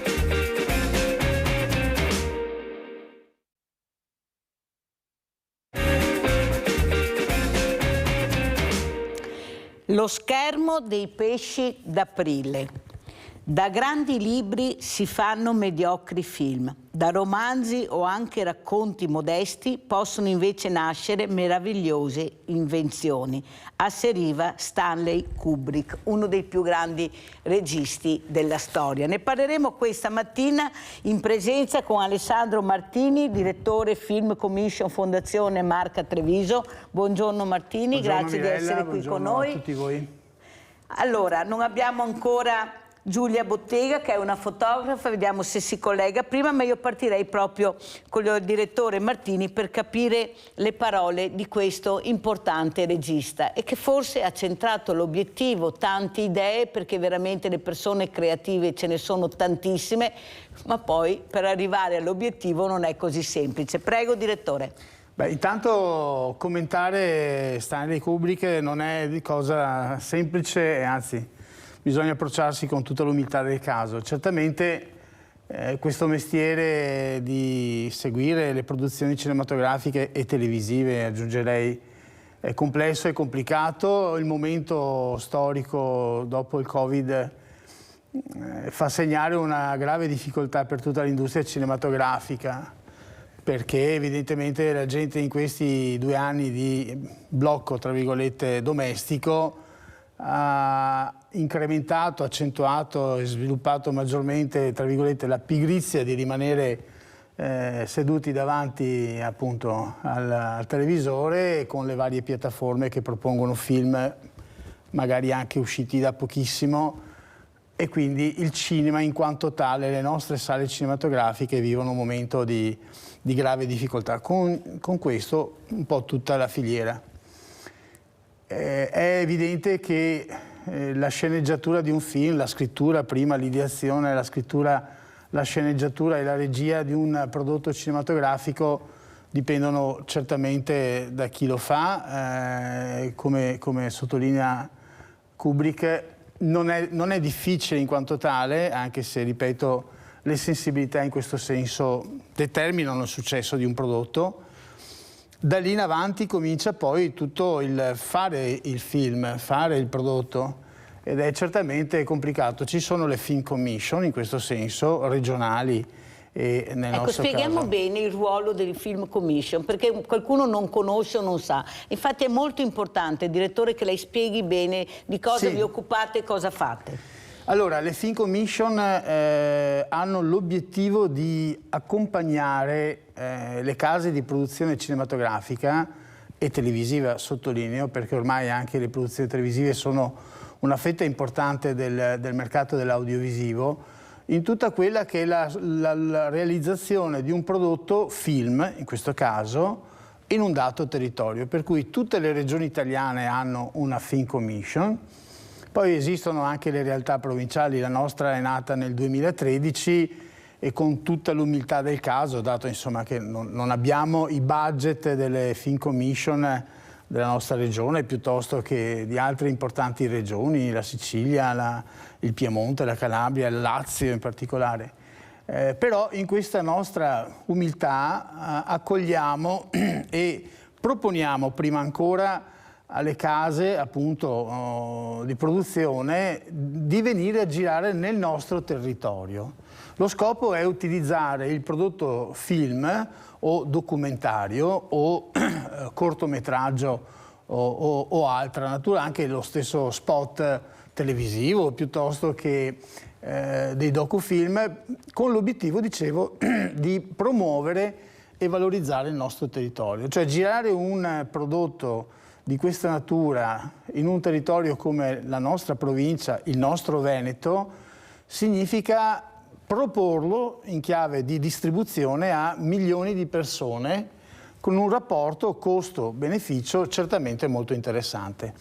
Calcolate che per ogni euro investito in questo settore ce ne sono 6 che vengono, tra virgolette, restituiti al territorio, che significa, oltre appunto a far dormire, mangiare, far lavorare le maestranze locali, quindi tecnici, operatori, elettricisti, artigiani di varia natura, perché la troupe, che poi segue appunto la produzione, la regia, la sceneggiatura, molte volte sono maestranze locali. Quindi si è impegnati in più settori, da un lato nella crescita di queste maestranze, che normalmente sono a Roma o a Milano, e quindi lì c'è un grosso bacino di tecnici specializzati in questo settore, però ormai anche il Veneto, insomma, vediamo che anno dopo anno sforna, e qui è importante la collaborazione con gli artigiani, con le associazioni, proprio per la formazione di queste figure, di queste risorse. E poi naturalmente dipende dai budget. Le grandi produzioni americane o anche quelle europee, ormai che si sono affermate nei canali televisivi, richiedono budget importanti. Tanto maggiore è il budget che si ha a disposizione, e non sempre così, però normalmente è tanto più importante potrebbe essere la produzione e quindi il risultato che ne deriva. Poi ovviamente la magia sta nella sceneggiatura, sta nel contenuto, e qui torniamo al maestro Kubrick, di ciò che si vuole fare. Anche recentemente abbiamo avuto dei casi nel nostro territorio di film storici che insomma parrebbe avessero in qualche maniera mal interpretato o mal tradotto appunto la storia, vedi il caso di Francesco Baracca. Però ripeto, è importante tutto ciò, è importante perché ci aiuta a comunicare, a maggior ragione se la gente sta a casa e vede sul piccolo schermo le produzioni distribuite nelle piattaforme, senza star qui a far nomi, insomma, questo è. Però, direttore, io ho avuto un attore veneto che ha detto: se rimani qua nel Veneto non ce la farai mai, devi spostarti a Roma o a Milano. Allora, noi abbiamo Venezia, dove c'è anche la mostra del cinema da una vita, conosciuta nel mondo, però finisce tutto là. Adesso lei fortunatamente ha detto che le cose stanno cambiando, che il Veneto sta cercando di prendere il volo, perché ce lo meritiamo, perché abbiamo un territorio che è meraviglioso, un territorio che va conosciuto. Noi abbiamo turisti che arrivano magari per caso nelle nostre città, nei nostri centri storici e rimangono veramente con la bocca aperta. Colpiti. Ecco l'importanza della promozione turistica, perché è là poi che si snoda il tutto, o il famoso anche passaparola nel rientro, ma anche di certi divi che abbiamo avuto a Venezia, che hanno acquistato tenute, ville, case, perché è veramente un territorio bellissimo, o sbaglio? Assolutamente. Allora, una prima domanda, una prima riflessione sul tema dello sviluppo del cinema e quindi delle produzioni cinematografiche e televisive. È vero, il Veneto è stato per molto tempo, però negli ultimi anni, grazie anche al lavoro della Veneto Film Commission e delle Film Commission provinciali, ricordo la nostra, Vicenza, piuttosto che quella del Polesine, si sono messi a disposizione. L'ultimo bando, guardi, è proprio della settimana scorsa, della Regione Veneto attraverso il piano operativo 2021-2027, ci sono 5 milioni a disposizione delle piccole e delle medie case di produzione, non necessariamente venete, ma che facciano lavorare maestranze, quindi tecnici, registi, piuttosto che altre figure operative, luci, suono, eccetera, venete, e che soprattutto girino in Veneto e realizzino prodotti nella nostra regione. Sono incentivi importanti perché, come dicevo prima, significa mettere a disposizione delle case di produzione appunto delle risorse, proprio tenuto conto sia da un lato delle difficoltà del mercato cinematografico, che come dicevo ha in questo momento di impasse, sia proprio come stimolo, come incentivo, come promozione. Quindi ecco, è un invito a chi ci ascolta, dovesse esserci qualche casa di produzione, di approfittare di questo bando. Lo si trova è un'occasione importante, proprio con l'obiettivo di sviluppare le creatività e le produzioni. L'altro aspetto appunto sulla promozione turistica, ecco, noi operiamo dal 1996, quindi sono 27 anni, per la promozione nel mondo di questa realtà che, ripeto, fino alla fine degli anni 90, primi anni 2000, era una destinazione soprattutto di ospiti legati al business. Avevamo 96.000 partite IVA in quegli anni, vuol dire che nella provincia di Treviso ogni 7 abitanti c'era una partita IVA, esatto. C'era un'azienda, questa azienda sfornava, tra virgolette, il rappresentante, l'agente di commercio, il manager, ma anche la squadra... famoso ricco ex nord-est. Esatto, no? La squadra di operai specializzati, eccetera, eccetera. Tutte persone che ovviamente dormivano, mangiavano e quindi alimentavano, tra virgolette, il sistema turistico che allora contava di circa 140-150 alberghi. L'evoluzione nella nostra provincia comincia da un lato con le mostre di Marco Goldin a Treviso sull'impressionismo, dall'altro del fenomeno enoturistico legato al mondo del Prosecco, che oggi è nella sua massima esplosione con il riconoscimento di patrimonio dell'umanità delle colline del Conegliano Valdobbiadene, per cui siamo passati da 700.000 presenze all'anno che avevamo nel 96 a più di 2.200.000 euro dati 2019, oggi siamo già al 2023 con una prospettiva di superare questo dato. Pensate che solo la zona del Conegliano Valdobbiadene in quegli anni viaggiava a 55-60.000 presenze, nel 2023 si attesterà e supererà sicuramente le 200.000 presenze. Quindi l'importanza di un brand come l'UNESCO che cosa significa? Sono stati 27 anni impegnativi perché, ripeto, promuovere Treviso e la realtà turistica nel mondo non era semplicissimo, non avevamo la Torre Eiffel, l'Arena di Verona piuttosto che Piazza San Marco, dove immediatamente venivamo riconosciuti da dove venivamo e che cosa potevamo proporre, perché la nostra è una realtà è distribuita in 97 comuni, ogni comune, io dico sempre, con 3 frazioni mediamente, sono quasi 300 frazioni. In ogni frazione c'è sicuramente un sasso, un affresco, un sito che meriti la visita, e quindi anche da questo punto di vista è necessario, da un lato, diciamo sempre, avviare i bambini fin appunto dall'infanzia alla conoscenza del proprio territorio, perché i migliori ambasciatori saremo noi stessi, ma se io a 50 anni, a 60 anni non so che intorno a me ci sono delle emergenze, delle situazioni belle, importanti, che un turista apprezzerebbe, sarò il peggior comunicatore da questo punto di vista, perché, ripeto, capita spesso che gli stranieri, i turisti, sanno più cose dei trevigiani rispetto a ciò che abbiamo. Anche perché se qualche trevigiano lo metti in piazzale Roma e lo fai arrivare a San Marco, se non prende il vaporetto si perde. Questa è la verità, cioè è inutile che ce la giriamo, siamo così, andiamo nelle Hawaii, però non conosciamo neppure il nostro territorio, perché basta vedere il Montello, ad esempio, una bellezza. Io lo dico tante volte, direttore, avevo un amico toscano che quando veniva qui a Treviso diceva: ma vi rendete conto cosa avete sul Montello? Noi abbiamo le cose bellissime, però l'erba del vicino è sempre più verde, o sbaglio? Però lei ha citato le scuole. Ecco, una volta nelle scuole c'erano il cineforum, dove tu andavi a sabato pomeriggio ed era una cosa molto importante.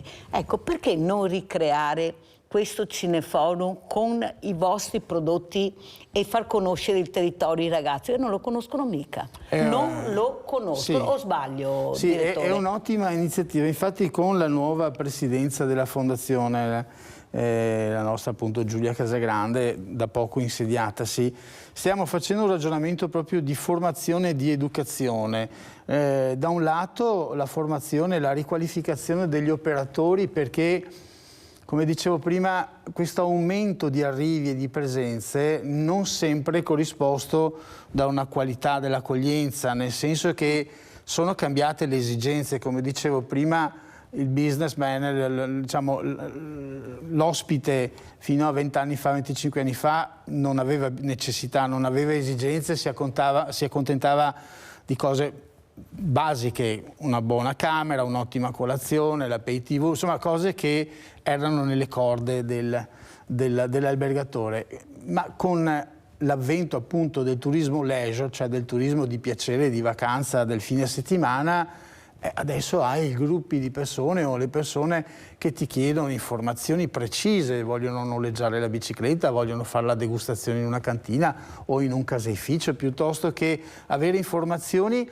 E molte volte non siamo preparati, non sono preparati. Tenete conto che oltre ai 167 alberghi nella nostra provincia ci sono quasi 500 strutture extraalberghiere, quindi bed and breakfast, agriturismi, appartamenti ad uso turistico, e lì in particolare, specie nelle aree dell'UNESCO, dobbiamo alzare gli standard della 6.500 ville venete, tra Castelli e Ville Venete. Ecco. Ho avuto il presidente delle Ville Venete, siamo rimasti tutti a bocca aperta, abbiamo dei numeri impressionanti, incredibili, però non li sappiamo sfruttare. Certo. E poi sulla questione delle ville, insomma, la Presidente avrà evidentemente informato e aggiornato sulle difficoltà anche nella gestione di queste strutture complicate che sono le nostre ville venete.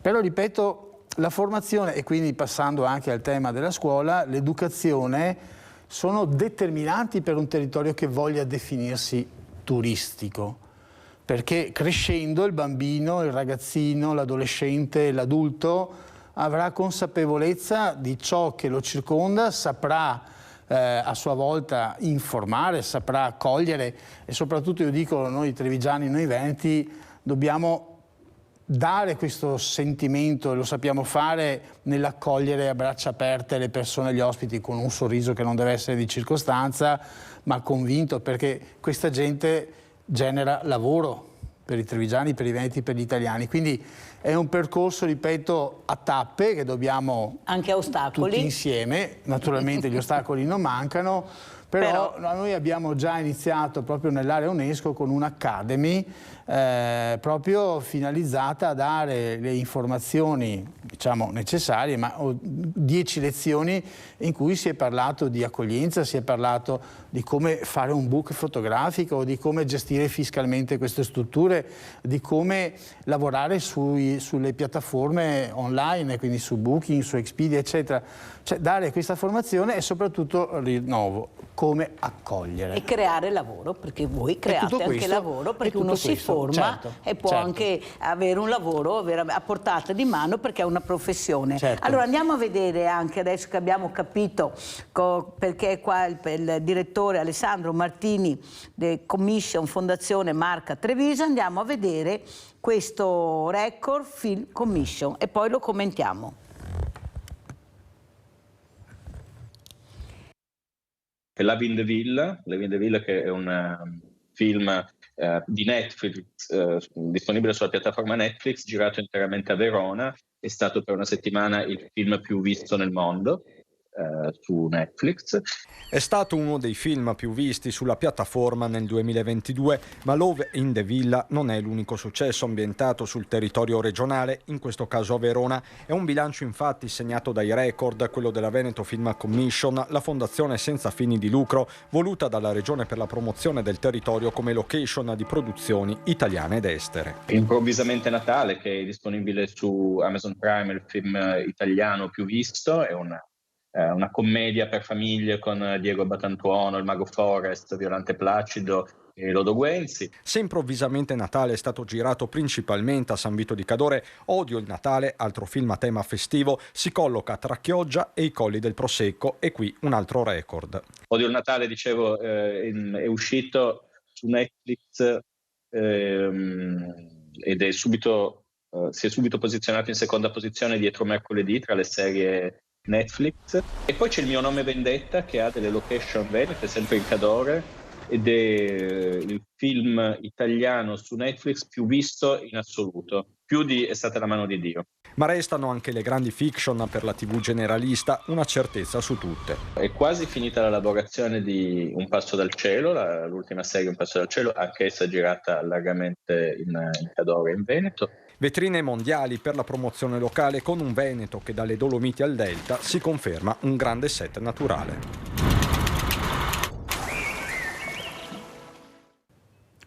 Avete visto che belle immagini, ma parole importanti. Prego, direttore Martini. Sì, saluto intanto il dottor Chessa, direttore della Fondazione Veneto Film Commission.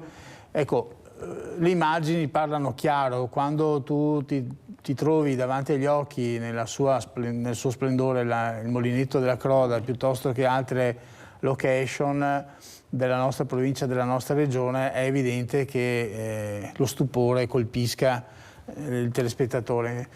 Credo si tratti, come ripeto, di un lavoro, come suol dirsi, di team, perché ogni realtà nella nostra regione, le 7 province, i 580 comuni, sono naturalmente delle location naturali, sono naturalmente delle location adatte ad ogni forma di prodotto, perché paradossalmente gli stessi capannoni delle aziende, delle industrie, delle fabbriche in disuso sono molto apprezzate dalle case di produzione, per esempio, che realizzano dei format dedicati all'automobile, perché appunto sono ampi spazi, coperti, sicuri e senza particolari problemi. Quindi, ripeto, quello che noi cerchiamo, e l'occasione, e la ringrazio per questo, è ghiotta, è un appello alle imprese e alle industrie. Ecco, credete nelle produzioni televisive, investite nelle produzioni televisive e nelle produzioni cinematografiche, perché sono un ritorno immediato per l'azienda, perché ovviamente poi attraverso il product placement, cioè la pubblicità del brand, del marchio di quella fabbrica, di quell'azienda nel film.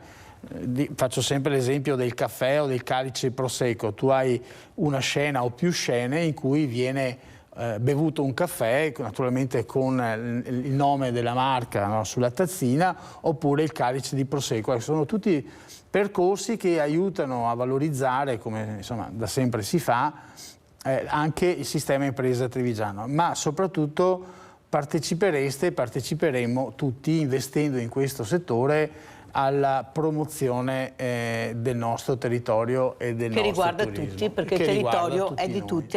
Collegata con noi finalmente da Pieve di Saudigo Giulia Bottega, fotografa. Buongiorno. Buongiorno. Si era persa per strada o si era addormentata? No, c'è stato un problema tecnico purtroppo, però finalmente dai siamo riusciti a sistemare, quindi adesso ci sono. Ecco, sono contenta anche perché ci tenevo a questo confronto col direttore Martini di Film Commission, perché si parla anche di fotografia, soprattutto di fotografia. Non so se ha seguito quello che ha detto il direttore Martini e l'importanza soprattutto anche rivolgersi ai giovani, agli imprenditori, ecco, perché tutti quanti possiamo fare squadra, metterci assieme, creare delle cose buone, specialmente anche con la fotografia. Prego, Bottega. Sì, in realtà mi sono persa un po' il passaggio del signore perché mi sono collegata un po' all'ultimo momento. Se posso avere un piccolo riassuntino di quello che ha detto ultimamente, che così riesco a fare poi il mio discorso. Glielo riproponiamo subito. Prego, direttore. Sì, la riflessione, Giulia, riguardava l'importanza di investire sulla formazione e quindi poi sull'utilizzo in chiave professionale di maestranze venete, perché giustamente diceva Mirella, un attore veneto ha detto in Veneto non trovi fortuna, non si lavora come si lavora a Roma o in altre città o in altre capitali europee, perché lo sviluppo di questo settore nel nostro territorio non è evidentemente quello di Roma o del Lazio o di altre regioni. E io dicevo che appunto negli ultimi anni sia maestranze, quindi figure artigianali, elettricisti, tecnici del suono, delle luci, montatori, eccetera, ma anche attori, registi, sceneggiatori, fotografi hanno cominciato e vedono la luce, tra virgolette, in fondo al tunnel di questo percorso complicato che è stato. Sentiamo Giulia allora adesso che ha un po' ampliato quello che lei non aveva sentito, ma anche con una documentazione importante, perché i dati sono dati, cioè da là non si scappa, il turismo cresce, se vede anche una buona fotografia, perché è la prima cosa, e perciò torna, va a visitare quel monumento, quella zona, quel centro storico, quella statua. Prego. Sì, sicuramente la fotografia è un modo, è una comunicazione, no? Come può essere una forma di documento scritto, la fotografia è una forma di documento visuale. È molto veloce, passa attraverso i social che oggi vanno moltissimo, insomma, e riescono a far conoscere tanti luoghi, soprattutto anche i nostri luoghi qui che forse al momento sono ancora poco conosciuti, e quindi la fotografia ha una grande potenzialità in questo. Io mi occupo in modo professionale di fotografia di ritratto, di cerimonie, però per mia passione personale mi piace andare in montagna e fotografare la montagna, quindi l'ambiente che ci circonda. Poi qualche anno fa ho avuto l'opportunità anche di lavorare per un anno intero con il fotografo Francesco Gallifi di Conegliano, che è stato ancora ospite qui del suo programma, e con lui abbiamo fotografato ovviamente il paesaggio qui nella zona delle colline del Prosecco, insomma, che in questo periodo comunque sta cominciando ad avere un po' più di visibilità, ecco. Meno male che l'ha detto lei, perché quando lo dicevo io dicevo che non era vero, invece finalmente l'ha detto anche qualcun altro, finalmente qualcosa si muove grazie anche al direttore Alessandro Martini e a questa fondazione che è molto importante. Allora io direi di guardare anche le foto che ci ha mandato, se le abbiamo, perché non so stamattina come funziona, se il nostro bravo regista Andrea Basso, eccole qua. Fantastico. Qui cosa stiamo vedendo, ad esempio, Giulia? Allora, questa qui è una foto scattata dalla cima della Presanella, che si trova nel parco Adamello Brenta, insomma in quella zona del Trentino occidentale. Anche questa è all'alba e appunto è stata un'uscita di qualche anno fa, impegnativa. Qui invece vediamo il Pelmo, ok, sempre all'alba, perché da qualche anno a me piace andare con il mio compagno a dormire in tenda oppure nei rifugi, nei bivacchi, così appunto per poter scattare e immortalare questi momenti delle albe, di tramonti, insomma, che se no altrimenti non ci potrebbero vedere andando a fare una camminata in giornata e basta. L'importante è cogliere l'attimo, ecco, come vediamo da queste foto, che può essere il colore, può essere un'onda, Ecco, quanto importante è saper cogliere l'attimo e come si fa? Perché qualcuno a casa, cosa vuol dire cogliere l'attimo? Ecco, sentiamo cosa ci racconta Giulia Bottega. Beh, cogliere l'attimo significa innanzitutto avere un po' di fortuna, perché a volte tante occasioni, tante belle atmosfere capitano un po' per fortuna, ma anche c'è dietro dello studio e della pianificazione, che questa viene con l'esperienza. Quindi con l'esperienza impari che ci sono delle determinate ore durante la giornata dove la luce è più calda, è più bella, dove i raggi del sole arrivano meno perpendicolari, quindi riescono a creare delle atmosfere diverse, come possono essere appunto i momenti dell'alba e del tramonto, la luce è migliore, quindi in quel caso si riescono ad avere delle foto più tridimensionali, ma proprio per la questione della luce. E poi conoscere i posti, fare dei sopralluoghi e andare, nel mio caso in montagna, insomma ci vado spesso, ma queste foto sono state fatte nel giro di 3-4 anni, insomma poi ovviamente ne ho anche delle altre, ma non tutte le volte capitano delle situazioni insomma belle. Mi sono trovata anche sotto la pioggia, per dire, o per esempio nella foto del Pelmo che abbiamo visto prima. Ho passato la notte in tenda sotto i tuoni, non è stato piacevolissimo in realtà, però poi è andata bene, la mattina si è aperto e è venuta fuori una bella giornata. Quindi, ecco, mi ha fatto piacere, Giulia, che lei ha raccontato questa storia, perché la foto vuol dire anche impegno, sacrificio.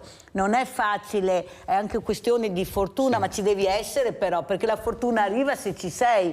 Ad esempio, quella foto che abbiamo visto dove è stato premiato questo fotografo ucraino di questa donna, ecco, che viene portata via tra le bombe, ecco, con questo bambino in grembo, con questo sangue, ecco il dolore che è come tu entrassi in quella foto, non è facile, ecco, e questa è bravura, è professionalità, e come dice anche lei, abbinato alla fortuna, fatalità era là, e ha colto questo attimo di questa uscita di questa donna che purtroppo è morta assieme al bambino, e noi siamo entrati in quella foto, era come se partecipassimo, ecco la professionalità, direttore, prego. Sì, indubbiamente, anche riferitamente a Giulia Bottega, nonostante la giovane età però ha gli elementi essenziali, importanti, fondamentali, l'attimo, anche la fatica, la paura, perché insomma la montagna con il maltempo non è facile e va affrontata con cautela. Però, ripeto, questo è il mix che poi alla fine con il tempo e l'esperienza diventa appunto professionalità. Tornavo, ecco, pensando al lavoro di Giulia e pensando ai molti videomaker che operano anche nella nostra provincia, all'importanza anche per le imprese trevigiane, per le imprese venete, ad investire anche sulla videoproduzione. Siamo in una casa, insomma, Antena 3 del Nord-Est, che da sempre lavora in questa direzione. Però a maggior ragione oggi con i canali social è necessario che le imprese sfruttino questa rete di strumenti, il Facebook, Instagram, LinkedIn, YouTube, piuttosto che se ci sono anche i mercati cinesi, WeChat, eccetera, eccetera, e realizzino dei prodotti video brevi, ma di grande impatto, di grosso impatto emozionale, esperienziale, nel quale raccontano la storia in 90 secondi di quell'azienda, di quelle imprese, e naturalmente dei prodotti. Penso alle nostre cantine, ma penso anche ai contenitori culturali, i musei, le fondazioni, i teatri. Cioè, ormai siamo tutti connessi e passiamo parte delle nostre giornate attaccati ai nostri smartphone, ai nostri device, e quindi le informazioni, più che nel tradizionale piccolo schermo, oggi viaggiano con velocità stratosferica, appunto raggiungendo quella parte del nostro cervello che realizza e decide anche sulle scelte commerciali. Però, direttore, io sono stata su queste colline del Prosecco molte volte, e quello che ho sempre raccontato, che mi ha affascinato, è che ho trovato tutti i giovani che hanno investito, tanto è vero che le cantine sono musei a volte, sì, veramente hanno investito tantissimo, sì, sono diventati mecenati loro della loro azienda, proprio puntando molto su quella che può essere l'accoglienza, ma anche la bellezza, l'arte, la storia, l'arte che entra nelle cantine. Guardate che è una cosa meravigliosa, veramente sì, sono dei musei, o sbaglio? Allora il giovane forse ha quel qualcosa in più che magari il papà o il nonno non aveva, certo, aveva questa cantina, ecco, questo saper volare di questi ragazzi. Guardate, non è mica semplice, non è una più bella dell'altra, è perché hanno guardato lontano e hanno investito, ecco, hanno avuto il coraggio di osare, di investire. Prego. Sì. E credo che i giovani che hanno, tra virgolette, la fortuna, perché è giusto chiamarla con il giusto appellativo, con il corretto appellativo, di nascere o di avere appunto dei genitori, dei nonni o degli zii, insomma, che avevano queste strutture, queste cantine. Si chiamavano caneve e adesso sono aziende agricole, vitivinicole, cantine, eccetera.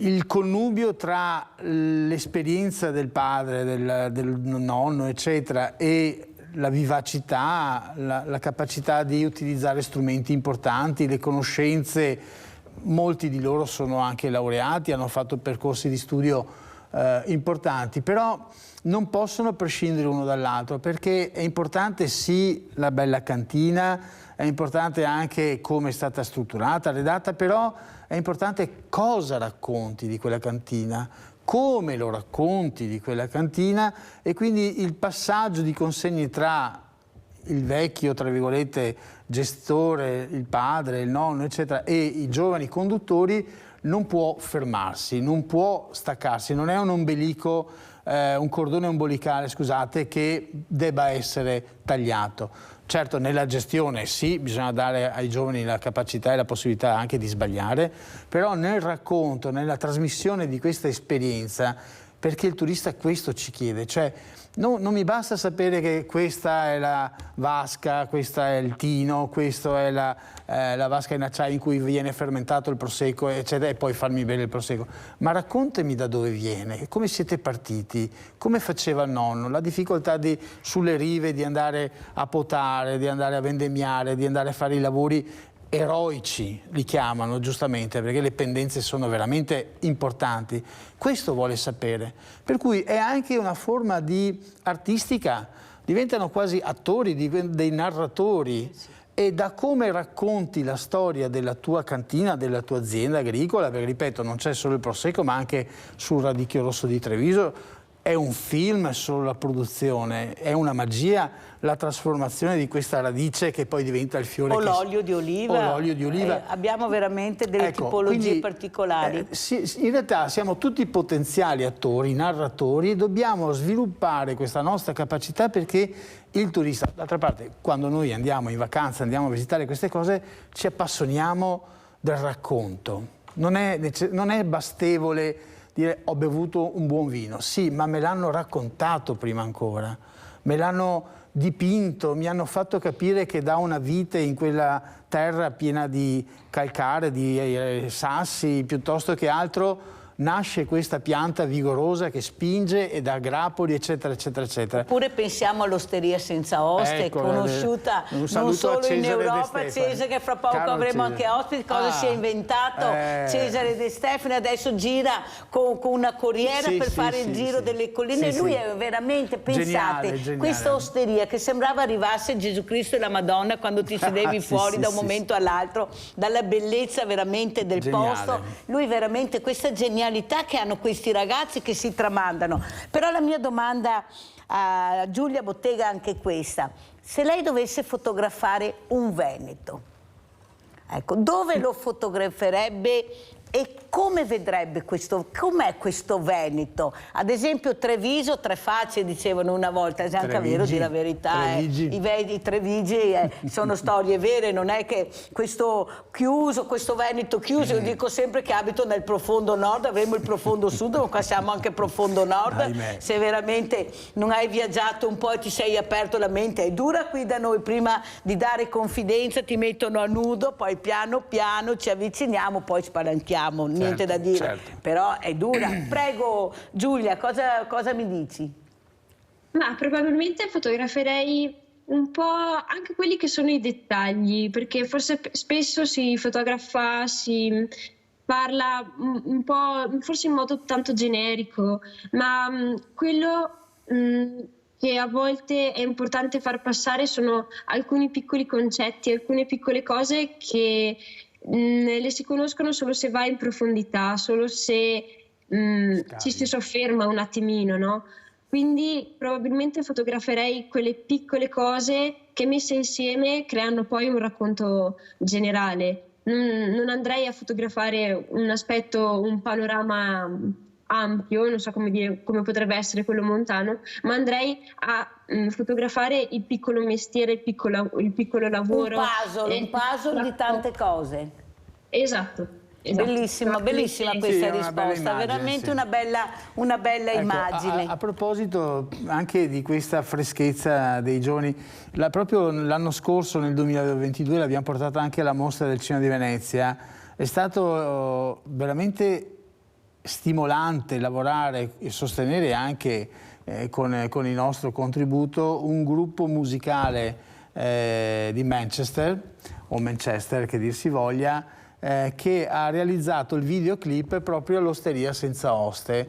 Questo videoclip è stato poi postato e ha fatto milioni di visualizzazioni, perché ripeto è un gruppo dove suonano anche ragazzi ormai trasferiti a Manchester, ma di provenienza trevigiana, di Valdobbiadene, eccetera. Quindi è stato brillante e soprattutto geniale anche in quel caso trovare come location di questo videoclip che presentava un pezzo musicale di questo gruppo, ripeto, inglese, nel nostro territorio. Ecco come si può prestare, e pensate al cambiamento che c'è stato, cioè anche culturalmente per noi una cosa del genere sarebbe stata impossibile, inimmaginabile fino a qualche anno fa. Quindi dobbiamo aprirci la mente e considerare 1000 volte le opportunità che il territorio offre, non solo, ripeto, come grandi lavoratori come siamo noi e sicuramente su questo non si discute, ma pensare che dopo aver prodotto qualcosa bisogna anche comunicarlo. Allora adesso andiamo a vedere, perché il tempo è tiranno, devo far vedere anche dei video molto importanti, andiamo a vedere Film Trevigiano.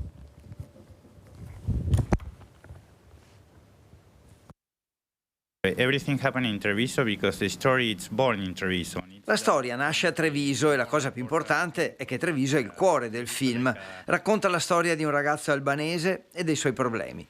Treviso, poi Venezia, Torino, Parigi, Amsterdam, Durazzo e Ibiza faranno da sfondo al film Raw, patrocinato dal comune di Treviso e col sostegno di Veneto Film Commission. Seconda opera del regista argentino Gabriele Otero, racconta la storia di un giovane di origini albanesi che arriva nella Marca per lavorare come imbianchino con il fratello, ma per fare denaro più in fretta decide di diventare un gangster di lusso. A interpretarlo il dentista trevigiano Paolo Bellini, campione di box thailandese. Il destino mi ha portato a contatto con Gabriele, che io voglio fare un film. Ah, va bene, ti racconto la storia. No, lo facciamo insieme e saremo soci al 50%. Tu imparerai e io grazie a te creerò qualcosa che insieme sarà un nostro bambino. E oggi abbiamo creato un prodotto che penso che cambierà, rivoluzionerà tutto il cinema. Le riprese inizieranno a settembre 2023, mentre la pellicola sarà nelle sale nel 2024. Mi piace molto Treviso, ultimamente la mia vita è molto collegata con Treviso, lavorativamente parlando, e adesso per questo piacere, diciamo, amichevole. Il personaggio è molto esplosivo, ugualmente come me, bella come me, quindi... Vediamo, il regista è veramente azzeccato. La restera, scene urbane, locali di Treviso, emergeranno molti volti nel film. Diciamo che a Treviso girano un sacco di cose molto interessanti. Le persone belle che arrivano. Le persone sono molto interessanti. Esatto. Persone speciali. Non a caso siamo nei libri di storia come città, le più belle ragazze e le più eleganti sono a Treviso. Questa è storia, è scritta nei libri, poi se qualcuno vuole criticare però è così. Direttore, ecco, abbiamo sentito queste parole importanti.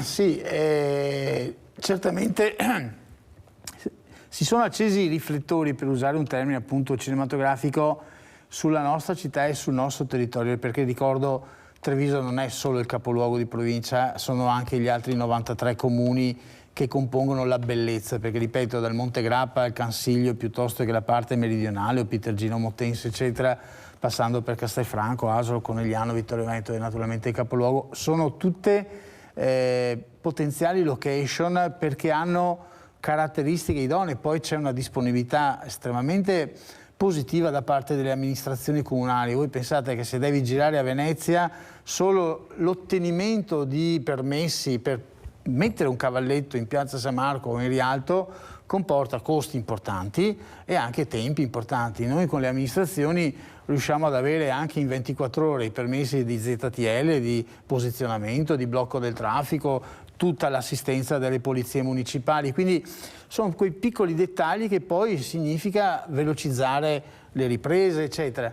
Ecco, credo che anche su questo aspetto il lavoro della Film Commission vada premiato, nel senso valorizzato, perché è una parte considerevole. Poi c'è tutta la parte artistica, Igor Barbazza, Davide Stevanato, piuttosto che altri amici, ma anche le altre produzioni. Noi a Treviso a maggio avremo una produzione di Roma che viene a concludere le riprese, saranno 4 giorni di girato di un film appunto chiamato 72 ore. Hanno già girato una prima volta, hanno girato a Roma, a Casier, Refrontolo, al Molineto, eccetera, e a settembre alla Mostra del Cinema presenteremo appunto il trailer nella nostra conferenza stampa. Ma ripeto, settimanalmente abbiamo queste richieste. La tendenza è dare una mano ai giovani produttori, giovani registi, giovani sceneggiatori, giovani fotografi, e far sì che cresca questo, diciamo, piccolo bosco, questa piccola foresta in una condizione diversa rispetto a quella di qualche anno fa. Infatti è stato proprio Igor Barbazza, che lei ha citato, che mi ha detto questo: un attore qui nel Veneto fa fatica, certo, si deve spostare, certo, ecco. Così abbiamo capito, anche chi me l'aveva detto, certo, non me l'aveva detto uno a caso, uno qualunque, ma uno che ha fatto l'esperienza sulla propria pelle, che per riuscire a emergere è dovuto trasferirsi a Roma. Questa è la verità. Però io vorrei chiedere, poi torniamo anche dal direttore Martini a Giulia Bottega, ecco, il rapporto fotografia giovani. Ecco, i giovani ormai con questi cellulari, poche macchine fotografiche, ma non è la stessa cosa, anche se sono ultima generazione, ma la foto è un'altra storia, o sbaglio, Giulia? No, assolutamente, anzi dirò di più. Le foto le fanno ovviamente tutti adesso, sia con le macchine professionali come con le macchine digitali, eccetera, e con i cellulari. Però una cosa importante sarebbe tornare un attimino indietro e dare anche un valore a quella che una volta era la stampa, perché le fotografie sì, sono belle, sono veloci da fruire, girano su tantissimi canali diversi, però c'è sempre questa velocità un po'. Mi piacerebbe che ritornasse un po' anche quel valore della stampa, quindi della fotografia vista in modo lento, un pochino, come può essere vista in una mostra, ma anche proprio stampata proprio dei ricordi stessi delle persone, molto semplici, insomma, anche stampare un piccolo album da tenersi a casa con i propri ricordi, quelle cose lì, ecco, credo sia importante un pochino anche questo. È importantissimo quello che hai detto, sai Giulia, perché io ho fatto una gita con i ragazzi fragili e siamo partiti da Treviso e siamo andati a Burano. E c'erano dei ragazzi nella motonave che fotografavano con queste macchinette fotografiche da 10 lire, come si diceva una volta, ma tu vedessi cosa riuscivano a fare, Giulia? Io non so, perché veramente stavo parlando di fragilità, eppure la concentrazione di cogliere l'attimo. Ecco, riuscivano nelle foto che abbiamo, che sono riuscita a vedere, riuscivano a cogliere l'attimo della laguna. Era una cosa bellissima, il colore, l'uccello, ecco, venivano colpiti da qualcosa. E l'amarezza è stata quando avevano finito questa pellicola, ecco, queste educatrici non si erano pensate di avere il cambio, le lacrime, il dolore di non riuscire più a fotografare. Ecco, direttore, anche qua forse dobbiamo coinvolgere più questo mondo di fragilità, che forse siamo noi diversi e non loro. Sì, Abbiamo avuto anche recentemente la possibilità di lavorare con parte di questi gruppi o persone non vedenti, per esempio, però anche qui credo ci sia una rinascita e una sensibilità ovviamente a livello istituzionale ma anche nella collettività.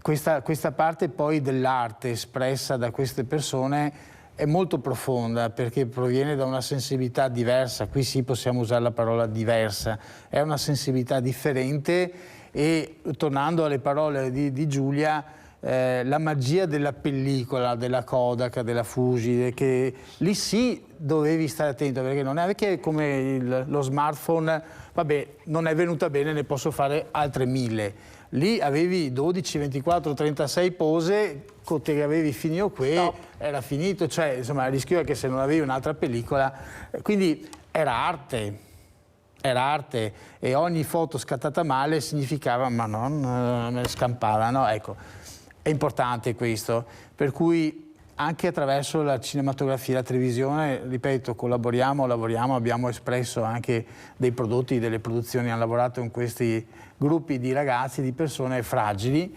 che in realtà fragili a volte non sono perché hanno proprio una potenza enorme nell'espressività e in ciò che sono in grado di dire. Io rinnovo l'invito, Igor ha ragione per certi aspetti, però se il sistema impresa veneto, trevigiano, eccetera, capisce che bisogna investire, come investi in innovazione, in tecnologie, cioè nella tua azienda, investi anche in comunicazione attraverso queste forme di comunicazione, io credo che per i nostri attori, i nostri registi, le nostre maestranze può nascere una nuova stagione in cui, ripeto, il set è unico, dalle Dolomiti al mare, Burano, i suoi colori, le merlettaie, qualsiasi luogo nel Veneto è un set ideale, come diceva lo slogan della Regione Veneto. Dobbiamo far sì che, oltre agli interventi degli enti pubblici che fanno la loro parte, con le Film Commission, i fondi comunitari, eccetera, anche il sistema impresa investa, creda e investa in questo per sé, ma anche per la nostra collettività. Esatto, cittadinanza attiva si chiama, cittadinanza attiva. Allora Giulia, la mia domanda è anche questa, noi abbiamo parlato di giovani, abbiamo parlato di ragazzi, di ragazze, cosa vuol dire fotogenico? Sei fotogenico, la fotografia ed essere fotogenico, cosa vuol dire? Ma essere fotogenici non lo direi di ogni persona, nel senso che dipende dal fotografo, è il fotografo che poi riesce a farti venire fuori in un certo modo, no? Perché uno pensa, no, non sono fotogenica, non vengo bene, magari mi imbarazzo, ma in realtà è anche il professionista che ti sta davanti che deve metterti a tuo agio, deve cercare di trovare un modo per fotografarti, diciamo, a far venire fuori quello che sei anche, no? Perché si pensa che la fotografia ogni tanto sia soltanto ciò che si vede e quello che c'è di estetico, ma in realtà è molto di più, è una personalità, è tutto quello che ti porti dentro. Quindi per esempio quando cerco di fotografare le persone, quindi quando mi occupo di fotografie di ritratto, quando devo fotografare gli altri, ci devo mettere anche qualcosa del mio, della mia sensibilità, quello che vedo io negli altri. E questo è importante e quindi passa un po' in secondo piano il fatto di essere fotogenici o meno. Non so se mi sono riuscita a spiegare. No, l'hai spiegato anche bene, era importante perché tanti se lo chiedono, no, per carità, non fotografarmi perché non sono fotogenico. Io non ho mai capito cosa vuol dire, guardi la foto e dici, ma sei proprio brutto, se è vero, meglio che non fai più foto. Mentre vedi altre persone, magari anche bruttini, guardi la foto e dici, mamma mia, ma che bella che è venuta, come mai? Ecco, c'è questa, come hai spiegato tu, c'è persona e persona. Abbiamo Faustino in linea, ciao Faustino. Ciao Mirella, ciao. Saluti agli ospiti, scusa. Ah, Faustino Lorenzetto. Ciao. E niente, un semplice episodio voglio raccontare che è fatto del turismo, diremo. Allora, settimana scorsa sono arrivati, diremo, da Jesolo 2 corriere di turisti per visitare l'Oasi Ceruara di Santa Cristina. Hanno parcheggiato le corriere a fianco alla chiesa, dove c'è la pala di Lorenzo Lotto, che non hanno visitato. Cioè, questo è veramente un paradosso, tanto ci vuole collegamento, ci vuole... Ognuno continua ad andare... Scusa, che c'è qua fresco. Ognuno continua ad andare a passo strada. Cioè, veramente... Adesso, per esempio, il percorso che so io promuovere qua dal Noto all'Orto, basta che dalla Ostiglia uno esca, fa il percorso e poi rientra. E sono cose quasi stupide, banali, semplicissime, però ognuno continua ad andare per la sua strada. Io mai me lo segnare. Ciao a tutti. Grazie Faustino. Ecco, Faustino, anche lui fotografa, riprende, gira con la sua cinepresa, fa delle cose anche molto belle, le darò il numero perché ha delle cose importantissime, soprattutto è una persona molto attenta al territorio, al suo territorio. Avete sentito, non hanno visitato neanche questa meraviglia che c'è dell'Otto, non sanno neanche che, nessuno gli ha detto che c'era, però è peccato perché veramente, come spiegava prima il direttore Martini, abbiamo delle meraviglie, su ogni paesetto c'è qualcosa da scoprire. Ecco, questi percorsi, cioè in Francia, direttore, metti una bottiglia di plastica vicino a Tour Eiffel e che a bottiglia di plastica va nel mondo e tutti prende che a bottiglia di plastica. Noi altri che è l'Otto e che Martini, ecco, se per fortuna il sindaco Mario Conte e la giunta hanno deciso di investire, di farla vedere, perché è una meraviglia, abbiamo il Canova, abbiamo Possagno, però non riusciamo a volare. Spero che il direttore riesca a capire che forse dobbiamo prendere il volo, che è ora. Allora, intanto ringrazio e saluto con affetto Faustino. Il tema, come si diceva, è che la nostra è una realtà, tra virgolette, piccola, ma che ha forse fin troppe cose. Probabilmente il gruppo, i due gruppi con i due pullman avevano un target, cioè avevano degli obiettivi e quella può darsi, credo di interpretare, essere una visita perché il gruppo faceva una vacanza legata alla natura, legata agli aspetti ambientali e probabilmente, pur riconoscendo il valore della pala presente appunto nella pieve, nella chiesa di Santa Cristina di Quinto e Treviso, era un qualche cosa che non rientrava, diciamo, negli obiettivi e nelle finalità della visita. Però ha ragione quando dice sono qua e a 1 metro c'è una roba che uno straniero farebbe carte false pur di vedere. Purtroppo, ripeto, così è, cioè anche per noi che dal 96 facciamo promozione e, ripeto, abbiamo girato 5 continenti per portare le nostre brochure, parlare del territorio, del nostro turismo, delle bellezze, delle meraviglie e di ciò che si può bere e mangiare. Ma voi provate a immaginare se ad una fiera o ad un incontro con la domanda, con i buyer, con le agenzie di viaggio, dovessimo raccontare ciò che c'è in 94 comuni. Però, direttore Martini, mi scusi, provincia. Se voi, ad esempio, faccio un esempio, mi è venuto così in mente, sapete che arrivate, come dice Faustino, da Jesolo arrivano questi 2 corrieri, qualcuno sa che parte e qualcuno sa dove arriva. Certo, di solito in le guide... In questo percorso, visto che le finanze sono sempre scarse, abbiamo una montagna di associazioni di volontariato che possono veramente fare la funzione anche da cicerone a costo zero, perché è volontariato puro, quello che fa anche Faustino. Se Faustino l'avesse saputo sicuramente avrebbe aperto. Ecco, non c'è questo collante, questa rete. Ci sono, abbiamo, però in mezzo mi perdo, o perché è chiuso. Pensate che a Venezia ancora certi musei chiudono alle ore 17, questa è la verità. A Venezia. O sono chiusi sabato e domenica. Ecco, sono chiusi sabato e la domenica, di sera e di notte pochissimo, quasi qualcosa adesso. Manca questo, mentre il turista deve essere libero di visitare, però deve anche sapere cosa c'è su... Tu vuoi questo, guarda che però ti offro anche questo, se vuoi, non è che ti obbligo, se vuoi c'è anche questo. Come faccio per arrivare qui, perché le finanze sono sempre poche, col mondo del volontariato? Io sono convinta di questo.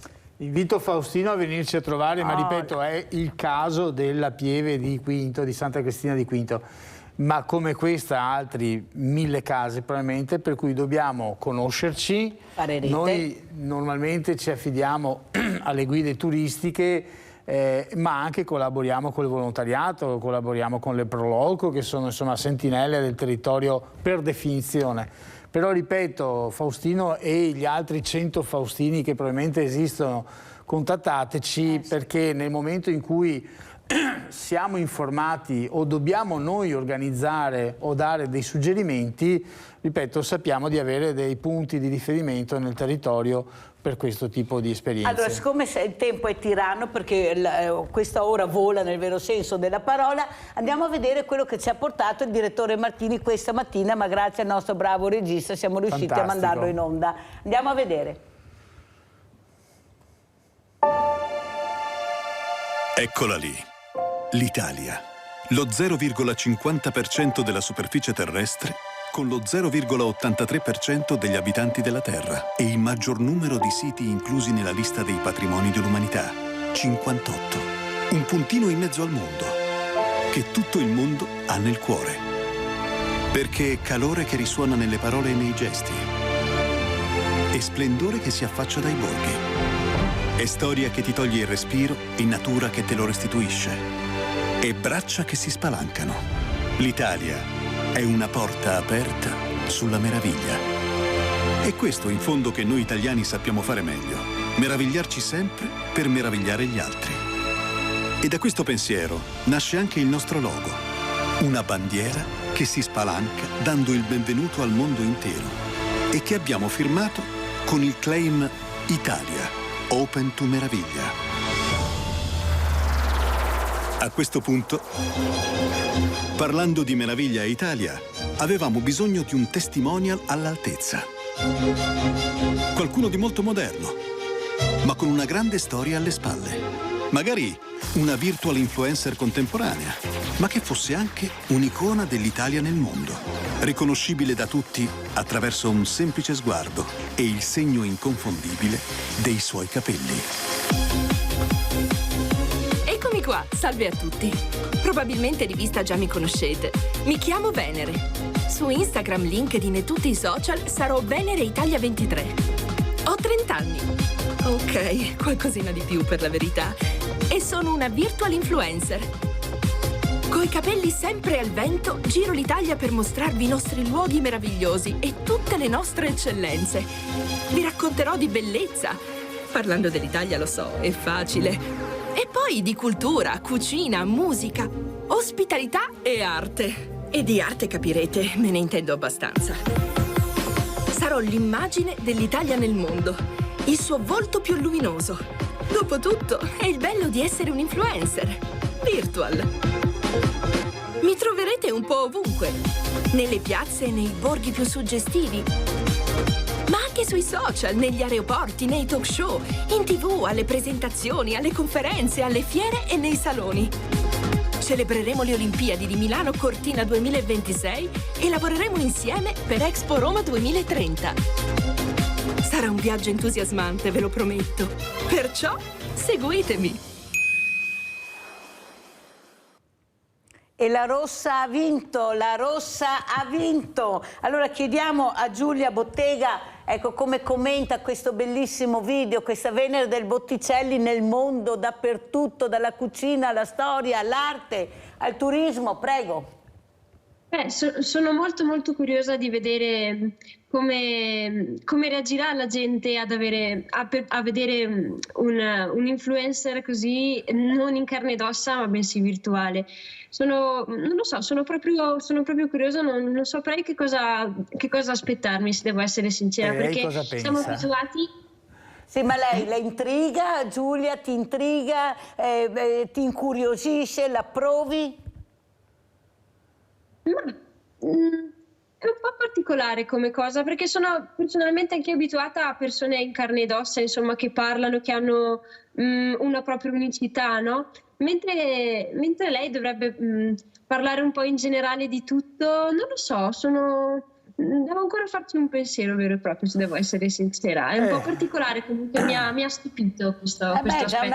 È quello stupire veramente. Io credo, siccome l'autore di questa scelta ovviamente è il Ministero del Turismo e l'Enit come strumento operativa, è una delle più importanti agenzie di comunicazione in Italia, Armando Testa, insomma, quindi non ha bisogno di presentazioni. Però già quello che dice Giulia è già il primo obiettivo che il prodotto si prefigurava, cioè stupire. dobbiamo metterci sempre nella condizione che, ripeto, parlare del turismo dell'Italia rischia a volte di avere degli stereotipi con il Colosseo, il Davide di Donatello, piuttosto che o la stessa Venere di Botticelli.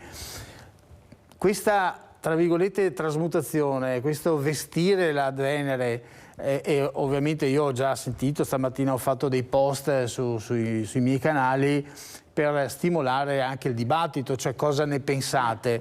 È uscito di tutto, perché naturalmente ci sono i puri dell'arte che dicono: ma come un'opera come la Venere di Botticelli trasformata in una ciclista o in una fotografa o in una visitatrice o in una cuoca, no? O mangia la pizza sul lago di Como quando la pizza è napoletana. Quindi è uscito di tutto. In realtà l'obiettivo, uno, è già raggiunto, due, è qualcosa che tutti conosciamo. La Venere la conosciamo perché nei libri di scuola c'è sempre. Quindi è un qualcosa, non è il problema che sia virtuale o non virtuale o in carne e ossa.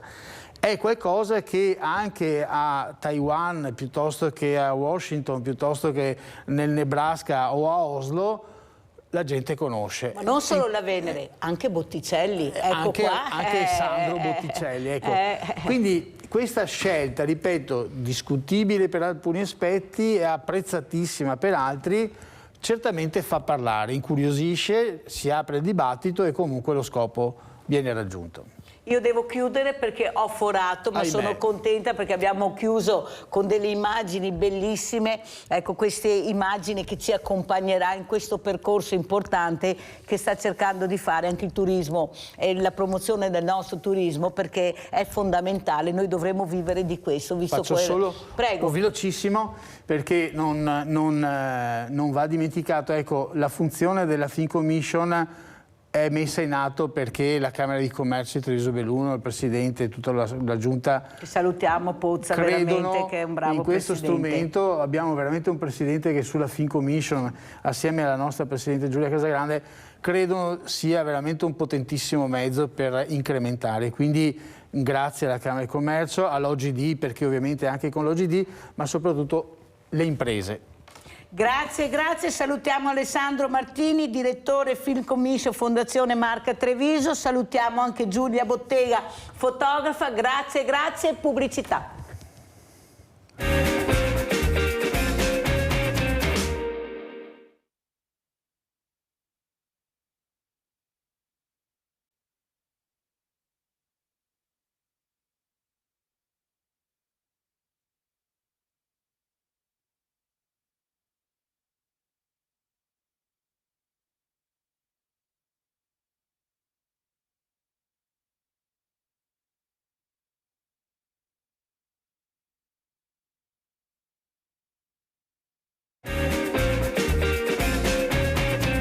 Tantissimi ospiti anche questa mattina. Abbiamo in presenza Agnese Bonora, Presidente Associazione Oltre Onlus, assieme a un altro ragazzo abbiamo un atleta, Luigi Capocasale. Si presenta da solo. Allora, scusa, Agnese, facciamo presentare Luigi. Vai Luigi, presentati. Sì, io mi chiamo Luigi, sono faccio un'atletica leggera come tutti e mi alleno a fare i 100 e i 200 e mi piace fare questo sport. Allora Luigi, quanto importante è lo sport per te, soprattutto fare sport? È importante perché mi piace, soprattutto mi piace fare sport. E perché hai scelto questa disciplina? Perché più mi piace correre sui 100 e i 200. Ti piace correre sui 100 e 200. Esatto. Abbiamo conosciuto Luigi, adesso conosciamo invece Agnese Bonora, che è la presidente di questa importante associazione Oltre. Oltre, perché Oltre? Perché siamo oltre e vogliamo andare oltre. È un nome che ci siamo dati quando ci siamo costituiti nel 2004 e era questa la nostra intenzione, andare oltre. Perché hai deciso di creare questa associazione? Per dare la possibilità ad atleti come Gigi di fare attività sportiva a livello sportivo e agonistico, ma anche di trovarsi insieme, di stare insieme, fare sport, ma anche fare giochi, passare dei momenti di sport insieme. Allora Luigi, quanto importante è per te avere questo punto di riferimento? Non solo Agnese, ma tutti i tuoi compagni. Ecco, questa famiglia che si è formata. Ecco, tu ti alzi al mattino e hai, oltre alla tua famiglia, un altro punto di riferimento. Quanto importante è, Luigi? L'importante è mi alzo tutte le mattine per l'atletica. E per quello il punto di riferimento è proprio l'atletica che mi piace comunque. Quando fai allenamento? Il martedì e giovedì. Esatto. Ecco, avete sentito Agnese giustamente sottovoce, ecco, aiuta a far capire l'importanza che lei essenzialmente sta cercando di far capire anche a voi a casa, di dare ascolto a questi ragazzi, ecco, di farli vivere la quotidianità, che è quello importante, l'inclusività. Ecco, io Agnese spero che tu ci sia il 1° maggio a Villa Margherita, perché sto cercando di fare proprio questo. Io faccio anche basket con Romeo, come voi sapete che mi state guardando a casa, che io faccio basket con Romeo mercoledì. Bene, allora lascia il posto a un altro atleta. Ecco, intanto noi salutiamo anche il professor Marco Morganti, vediamo se è collegato con noi da Lancenigo. Eccolo qua, buongiorno professor Morganti. Buongiorno Mirella, buongiorno ai suoi ospiti e ai telespettatori. Grazie. Allora, il professor Marco Morganti è docente di disegno e tecnologia all'Istituto Professionale Lepido Rocco di Lancenigo. C'è un po' di trambusto, professore, ma come lei capisce ho tanti atleti e volontari, a me mi piace sentirli tutti, perciò un pochino tutti, perciò in diretta facciamo queste cose al volo, ma le facciamo bene, anche perché abbiamo qui vicino la nostra Agnese Bonora che è bravissima. Allora, professore, cosa ci dice di questi ragazzi? Lei che è docente di disegno e tecnologia, ecco, questi ragazzi non creano, non hanno manualità, non è vero? Sta passando un messaggio devastante o sbaglio, professor Morganti? Dalla nostra esperienza di scuola di formazione professionale possiamo proprio dire il contrario, anzi i ragazzi innanzitutto sono il nostro punto di riferimento e diciamo ciò attorno al quale noi ruotiamo, noi docenti, le famiglie e le aziende, essendo noi scuola di formazione professionale. E direi che puntando l'obiettivo proprio sull'aspetto professionale, materiale della costruzione, questi sono ragazzi del fare. Quindi sono ragazzi che si dedicano nelle diverse discipline alla creazione di prodotti alimentari, di prodotti inerenti all'importante industria del benessere e così via, per quanto riguarda le discipline dell'arredamento e degli interni, della grafica. Sentivo prima l'interessante servizio che avete fatto, la discussione sulla questione dell'importanza del luogo e dell'attenzione turistica alle nostre risorse. Abbiamo anche un percorso che pone l'accento proprio su questo tipo di professionalità richieste dal mercato, proprio perché è così importante il fatto che i nostri ragazzi, sono come dicevo ragazzi del fare, abbiano questa propensione all'essere pronti immediatamente per essere utilizzati nel territorio in varie forme dalle nostre aziende.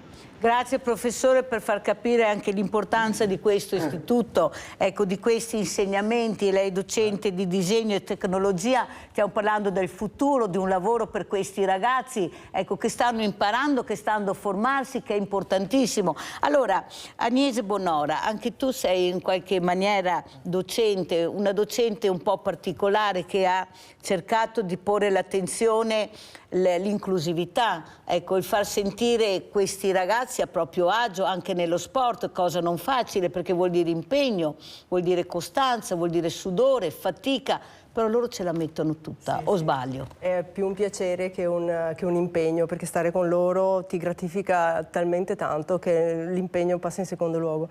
E sì, non mi sento docente, nel senso che io li accompagno e seguo le indicazioni che vengono date dal tecnico, poi ognuno di loro è diverso dall'altro, quindi non c'è un metodo che vada bene per tutti e ogni volta e ogni giorno è diverso dal giorno prima, perché arriviamo in campo, in palestra con stati d'animo diversi, quindi ogni giorno ci dobbiamo reinventare e inventare come fare. Una cosa, Agnese, volevo chiederti. Prima all'inizio ho aperto questa trasmissione con la bocciatura da parte di Bruxelles, dell'Europa, a questo bosco dello sport che dovrebbe essere stato fatto a Venezia, a Mestre. Io ho avuto il presidente del CONI, Dino Ponchio, invece, che ha detto è una cosa bellissima, mancano strutture, abbiamo bisogno di strutture e di supporto. Cosa vuoi dire? Beh, certo che c'è bisogno di strutture per fare attività, ma non solo per i nostri ragazzi, per tutti, perché io credo che lo sport sia molto molto importante nella vita di tutti, perché lo sport ti mette in relazione con altri compagni, con altre persone, ti fa apprezzare lo stare insieme, il condividere comunque momenti di gioia quando ci sono le vittorie e di tristezza quando ci sono le sconfitte. E insieme si superano le tristezze e si gioisce nel momento della vittoria. Mancano sempre palestre, perché purtroppo non sono mai abbastanza. Noi per fortuna viviamo in una bella realtà che è Montebelluna e abbiamo gli spazi, poi l'amministrazione comunale con noi è molto, molto sensibile e è molto attenta alle nostre necessità ed è sempre molto disponibile ad aiutarci. Però mi rendo conto che mancano palestre, mancano piscine, mancano luoghi di aggregazione per lo sport, ma anche solo per giocare, per stare insieme. Purtroppo vediamo che la televisione tante volte prende il primo posto nella vita di tanti giovani e secondo me è deleterio, non è crescita sicuramente. Allora, chi abbiamo vicino? Presentati. Simone. Cosa fai, Simone? Corro. Corri anche tu? Con Gigi. Con Gigi, che avevo sentito prima. E ti piace? Sì, a me piace. Ti piace correre? Cioè, tu ti svegli al mattino e sapere che devi andare proprio partecipare, sì. Perché è una... Quella che mi è piaciuta è stata la frase di una ragazza che mi ha detto: sai Mirella, l'importante non è vincere, è partecipare. Ecco, sei d'accordo? Sì, d'accordo. Anche tu? È bello partecipare. Sì, bello. Bello fare le gare insieme con gli altri atleti. Sì. Sì, vero. Trovarsi tutti assieme, gioire tutti assieme. Sì. Se è il caso anche piangere tutti assieme, no. Perché la sconfitta, no. Ma se è assieme no. Per fortuna no. Per fortuna no. Ma vedete, ecco. C'è Young. Sì, dopo e c'è poi lo Liam. sentiamo anche lui. Ascolta, guarda che abbiamo Tamara in linea che ti vuole salutare. Ciao Tamara. Ciao Mirella. Ciao. Ascolta, e buongiorno ai tuoi ospiti. Sì. Ascolta Mirella, io sto come quando sono a casa da lavorare, perché oggi sono in ferie, purtroppo, ti guardo sempre. E io oggi sto sentendo che parlate sullo sport e sul disegno col professore. Sì. Allora, a me piace tanto lo sport. Adesso sto facendo acqua gym fino a fine maggio, poi a settembre riprenderò ancora. E al lavoro mi fanno anche qualche volta usare il computer per disegnare, perché mi piace disegnare anche qua a casa, faccio 4 scarabocci. Perché è il mio, come posso dire, è il mio disegno libero per sfogarmi un po' quando sono triste o quando sono arrabbiata. Io voglio dire ai ragazzi di atletica che sono veramente bravissimi, perché anch'io ho un mio collega che ha il bambino come li chiami tu? Che ti chiami? Diversamente agile.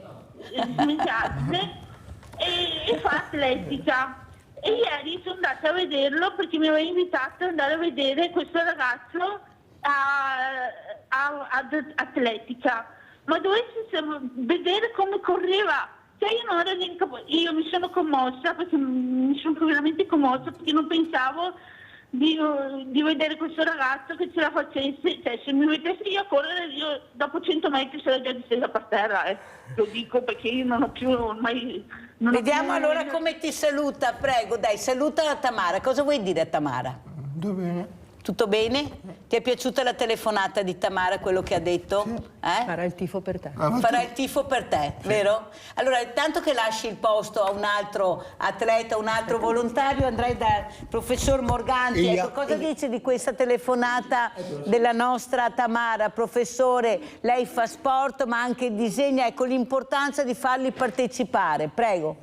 Ha messo l'accento su due aspetti molto importanti e che poi noi utilizziamo anche ai fini didattici dell'insegnamento. Da una parte lo sport è una metafora della vita, insegna il sacrificio, insegna la costanza, insegna la precisione, sono tutti aspetti fondamentali che diventano parte di noi stessi e che poi riversiamo nella nostra vita quotidiana.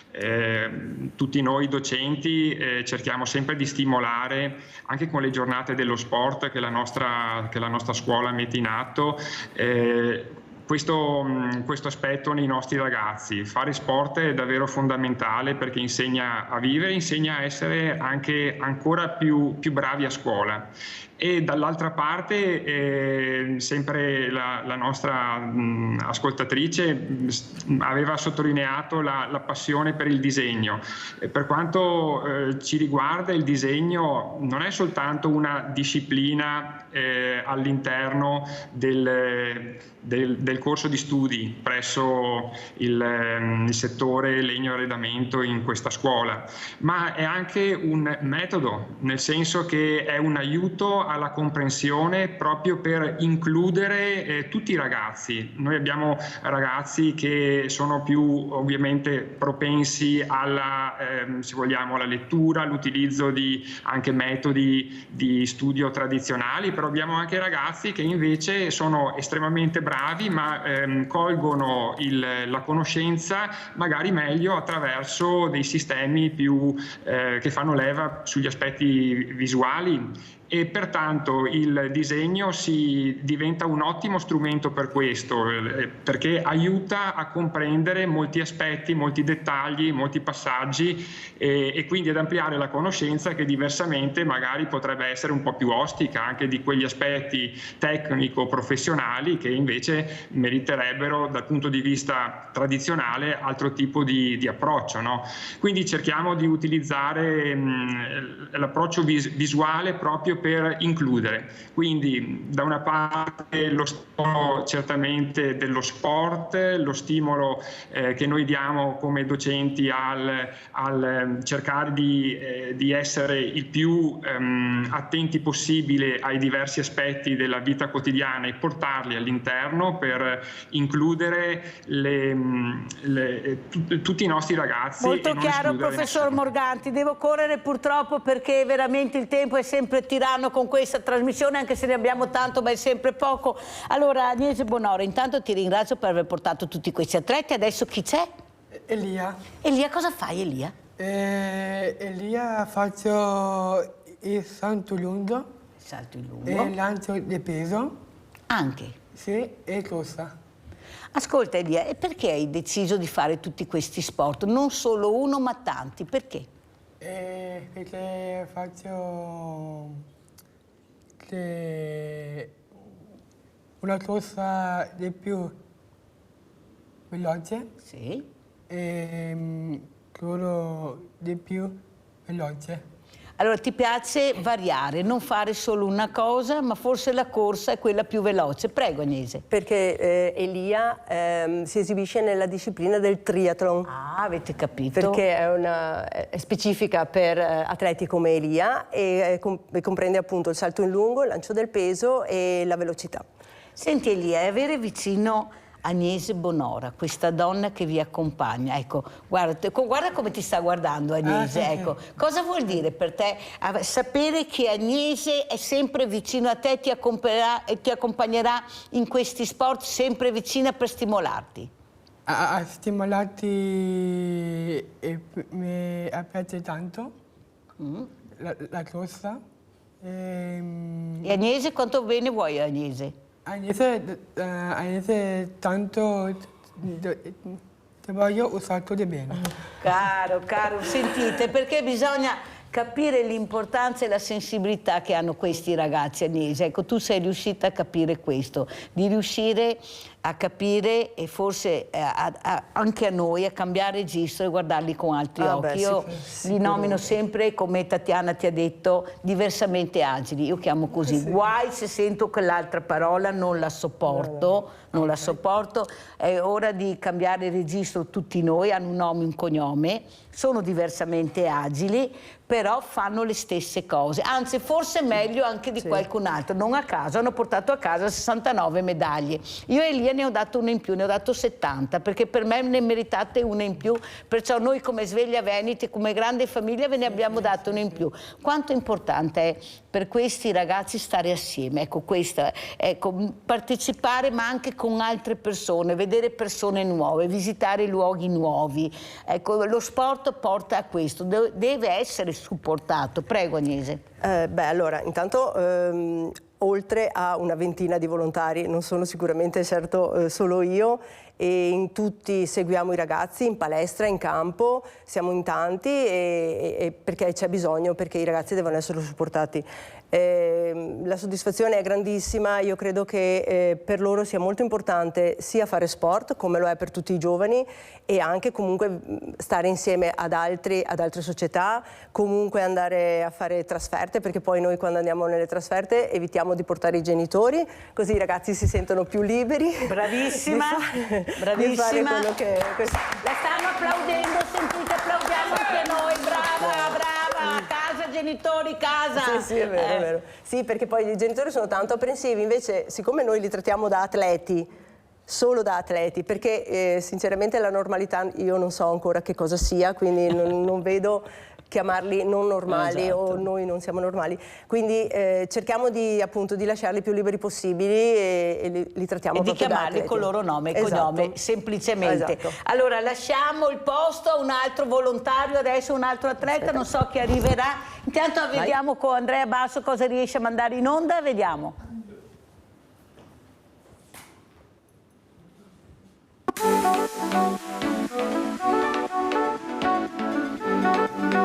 Volontario.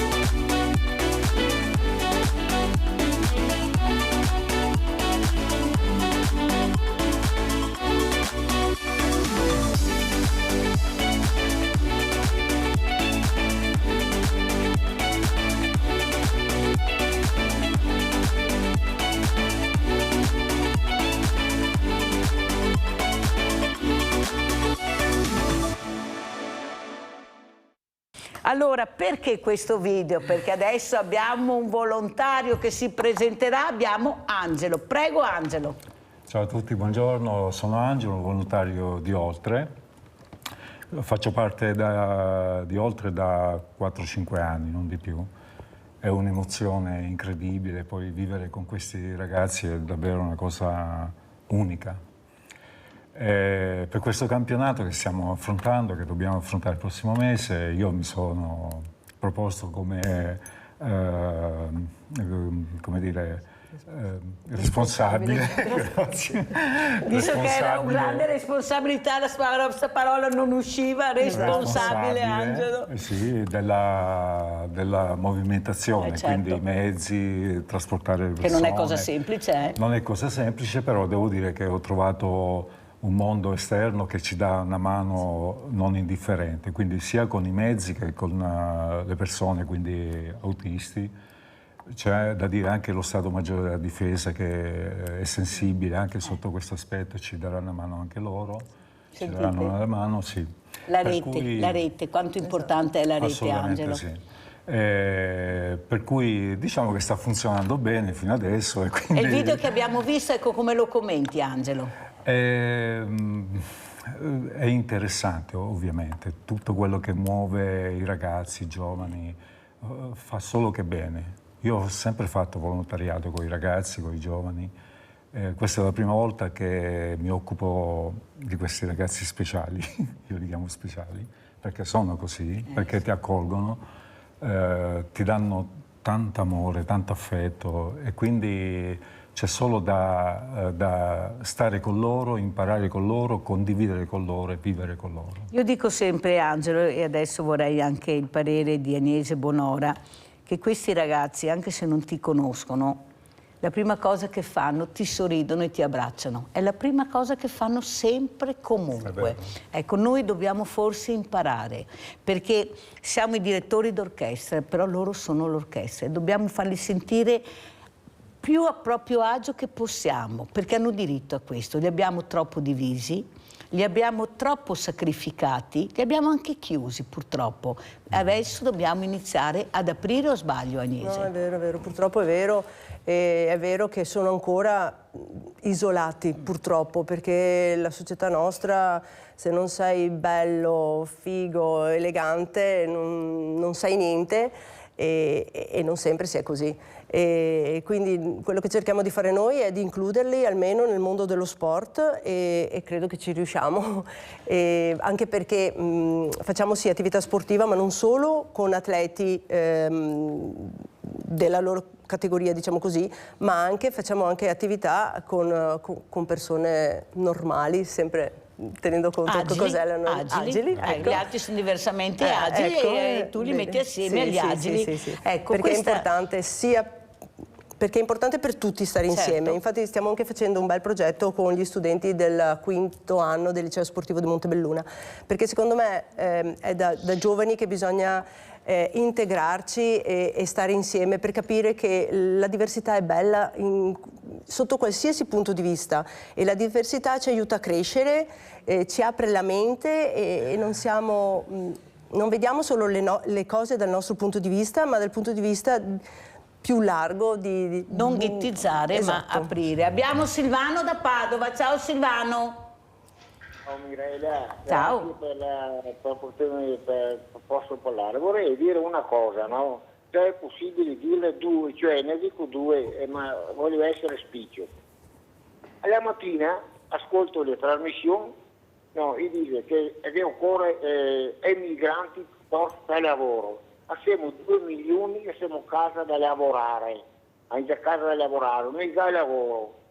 E in più qua da noi altri, i porta qui del nord e qui del sud, qua chi rovina tutto e noi siamo qua che se gratemo, giusto? Seconda cosa,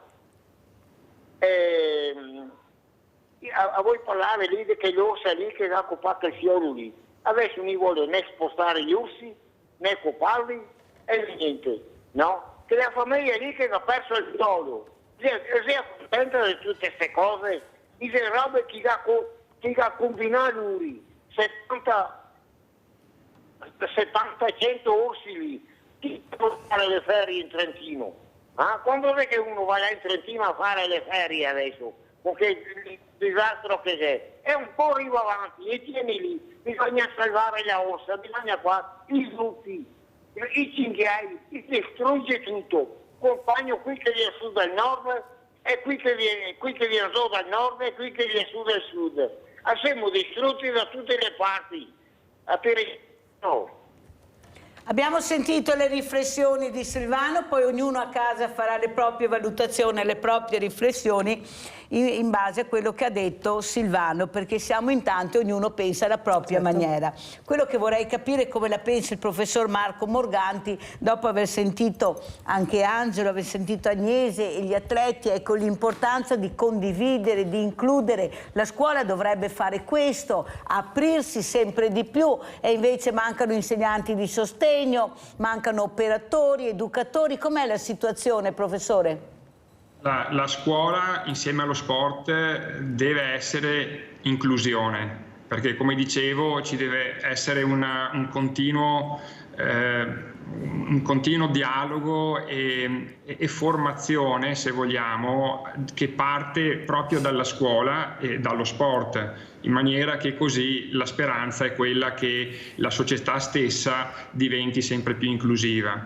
Naturalmente noi come scuola facciamo del nostro meglio per favorire questi aspetti, esattamente come l'associazione. Allora veloce, facciamo un altro cambio. No, prego professore, intanto facciamo un altro cambio, prego. E noi abbiamo fortunatamente proprio una struttura adeguata anche proprio per questo tipo di, come dire, diversamente agili. Bravo professore!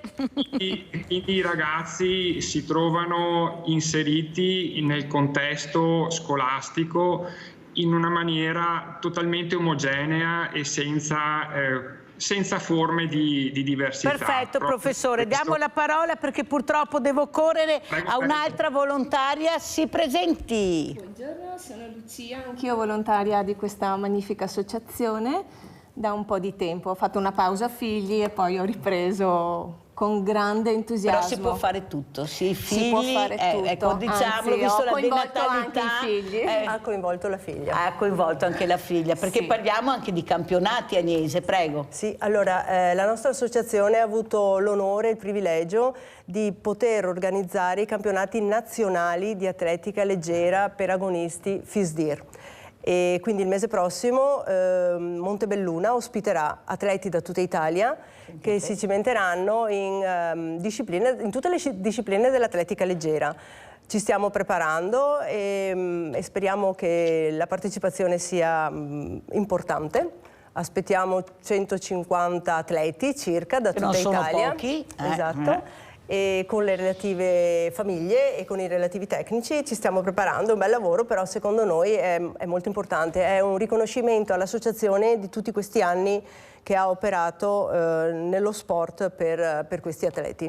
Allora Lucia, volontaria, ecco, questo volontario che è sempre in prima linea, che è il primo a muoversi, ad aiutare, che sta mettendo le pezze anche nello sport dove la politica non arriva, voi ci siete sempre, prego. Sì, noi ci siamo, ma mossi anche proprio da questa passione, da questo entusiasmo. Quando a volte ci ringraziano per quello che facciamo, non sono queste le cose che ci gratificano, ma è veramente quello che riceviamo dagli atleti che ci crescono dentro.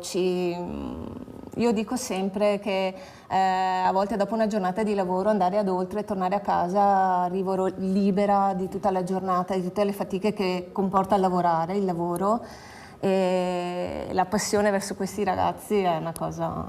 Ma soprattutto anche la tranquillità che ti danno, la serenità. Sì, apprezzare anche quello che è poi la vita in sé attraverso gli occhi di questi ragazzi e attraverso l'attività che facciamo con loro è una cosa grande, una cosa grande. Agnese, cosa vuoi aggiungere a queste parole che ha detto Lucia? Poi avremo anche un'altra volontaria, faremo un altro cambio, perché siamo a mattina, ma è giusto farli vedere perché loro ci sono sempre, comunque, sono volontari, dobbiamo vederli. Anche questi sono i veri cavalieri della Repubblica che qualcuno dovrebbe capire di dare questo merito. Sì. Ecco, prego Agnese. Io posso solo condividere il pensiero di Lucia, ma è la molla che ci fa andare ogni martedì, ogni giovedì, ogni mercoledì in Facciamo campo. il cambio intanto, Lucia, se no non ce la facciamo perché abbiamo 2 minuti. Vai Anise. Scusa. Sì, è questo che ci muove, che ci fa stare insieme agli atleti, perché la gratificazione che ci danno, la serenità, che ci danno, che viene trasmessa, poi che troviamo noi all'interno, è impagabile, è veramente importante. E adesso chi abbiamo? Vittoria. Vittoria, ecco, cosa ci racconti? Ecco, questo momento magico, ecco, questa gara, questo mondo così bello, così puro, così genuino. Ecco, forse dobbiamo imparare da questo mondo, o sbaglio? Sì, sicuramente sì. Io mi ritengo comunque fortunata perché comunque ritengo in casa, essendo la sorella di Elia, ritengo un amore immenso che ho la fortuna di poter provare, diciamo, ed è una sensazione bella. Allora, quando ti sei accorta che questo fratello aveva bisogno di te, che lo dovevi supportare, ecco, proprio supportare anche a livello psicologico, cosa hai deciso? Anch'io devo aiutarlo, anch'io farò sport e lo porterò anche lui a fare questa disciplina che poi sceglierà. Diciamo che io, essendo più piccola di lui, quando ero un po' piccola, la mamma comunque mi continuava a dire: guarda che devi cominciare a dare una mano a Elia. E io giustamente piano piano capivo, no, la situazione, e volentieri, ancora adesso più volentieri, se ha bisogno gli dico sempre comunque chiedi aiuto perché non c'è niente di male. Infatti triathlon a Elia, quindi, non fa mica uno sport solo, grazie anche a questa sorella, dobbiamo dire, Agnese, siamo in chiusura, come ci saluti? Non ho più tempo. Vi aspettiamo tutti il 13 e 14 maggio a Montebelluna a tifare per questi meravigliosi atleti e per tutti gli atleti che saranno in campo e in pista con noi. Sabato tutto il giorno, mattina e pomeriggio, e domenica mattina. Ridi ancora le date? 13 e 14 maggio. Vediamo se riusciamo a vederli tutti quanti, eccoli qua, un secondo solo, Andrea fa miracoli questa mattina. Ciao a tutti, la posta di Mirella, ciao! Bravissimo!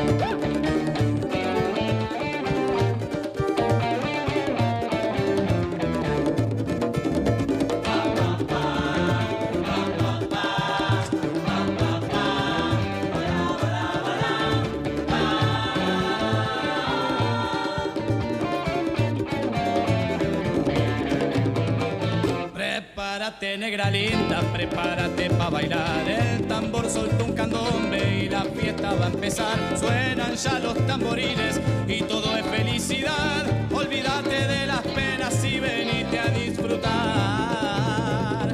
El negro baila candombe, a su cuerpo hace vibrar. Repica el tambor, repica su sueño de libertad. Baila moreno, baila y ya no puede parar, porque reina la alegría, sí señores, carnaval. Un candombe pa' bailar, el candombe de cama. Un candombe pa' bailar, el candombe de cama.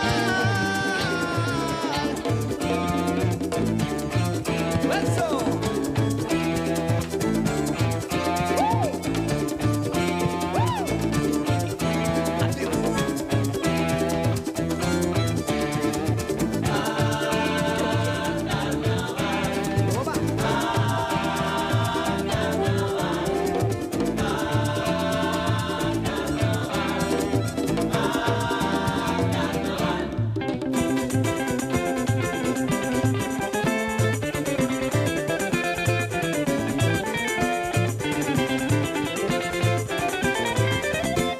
Retumba, tambor, retumba, retumba en su corazón. Las lonjas suenan templadas al calor de su dolor. Ya desfila la comparsa y con ella va mi amor.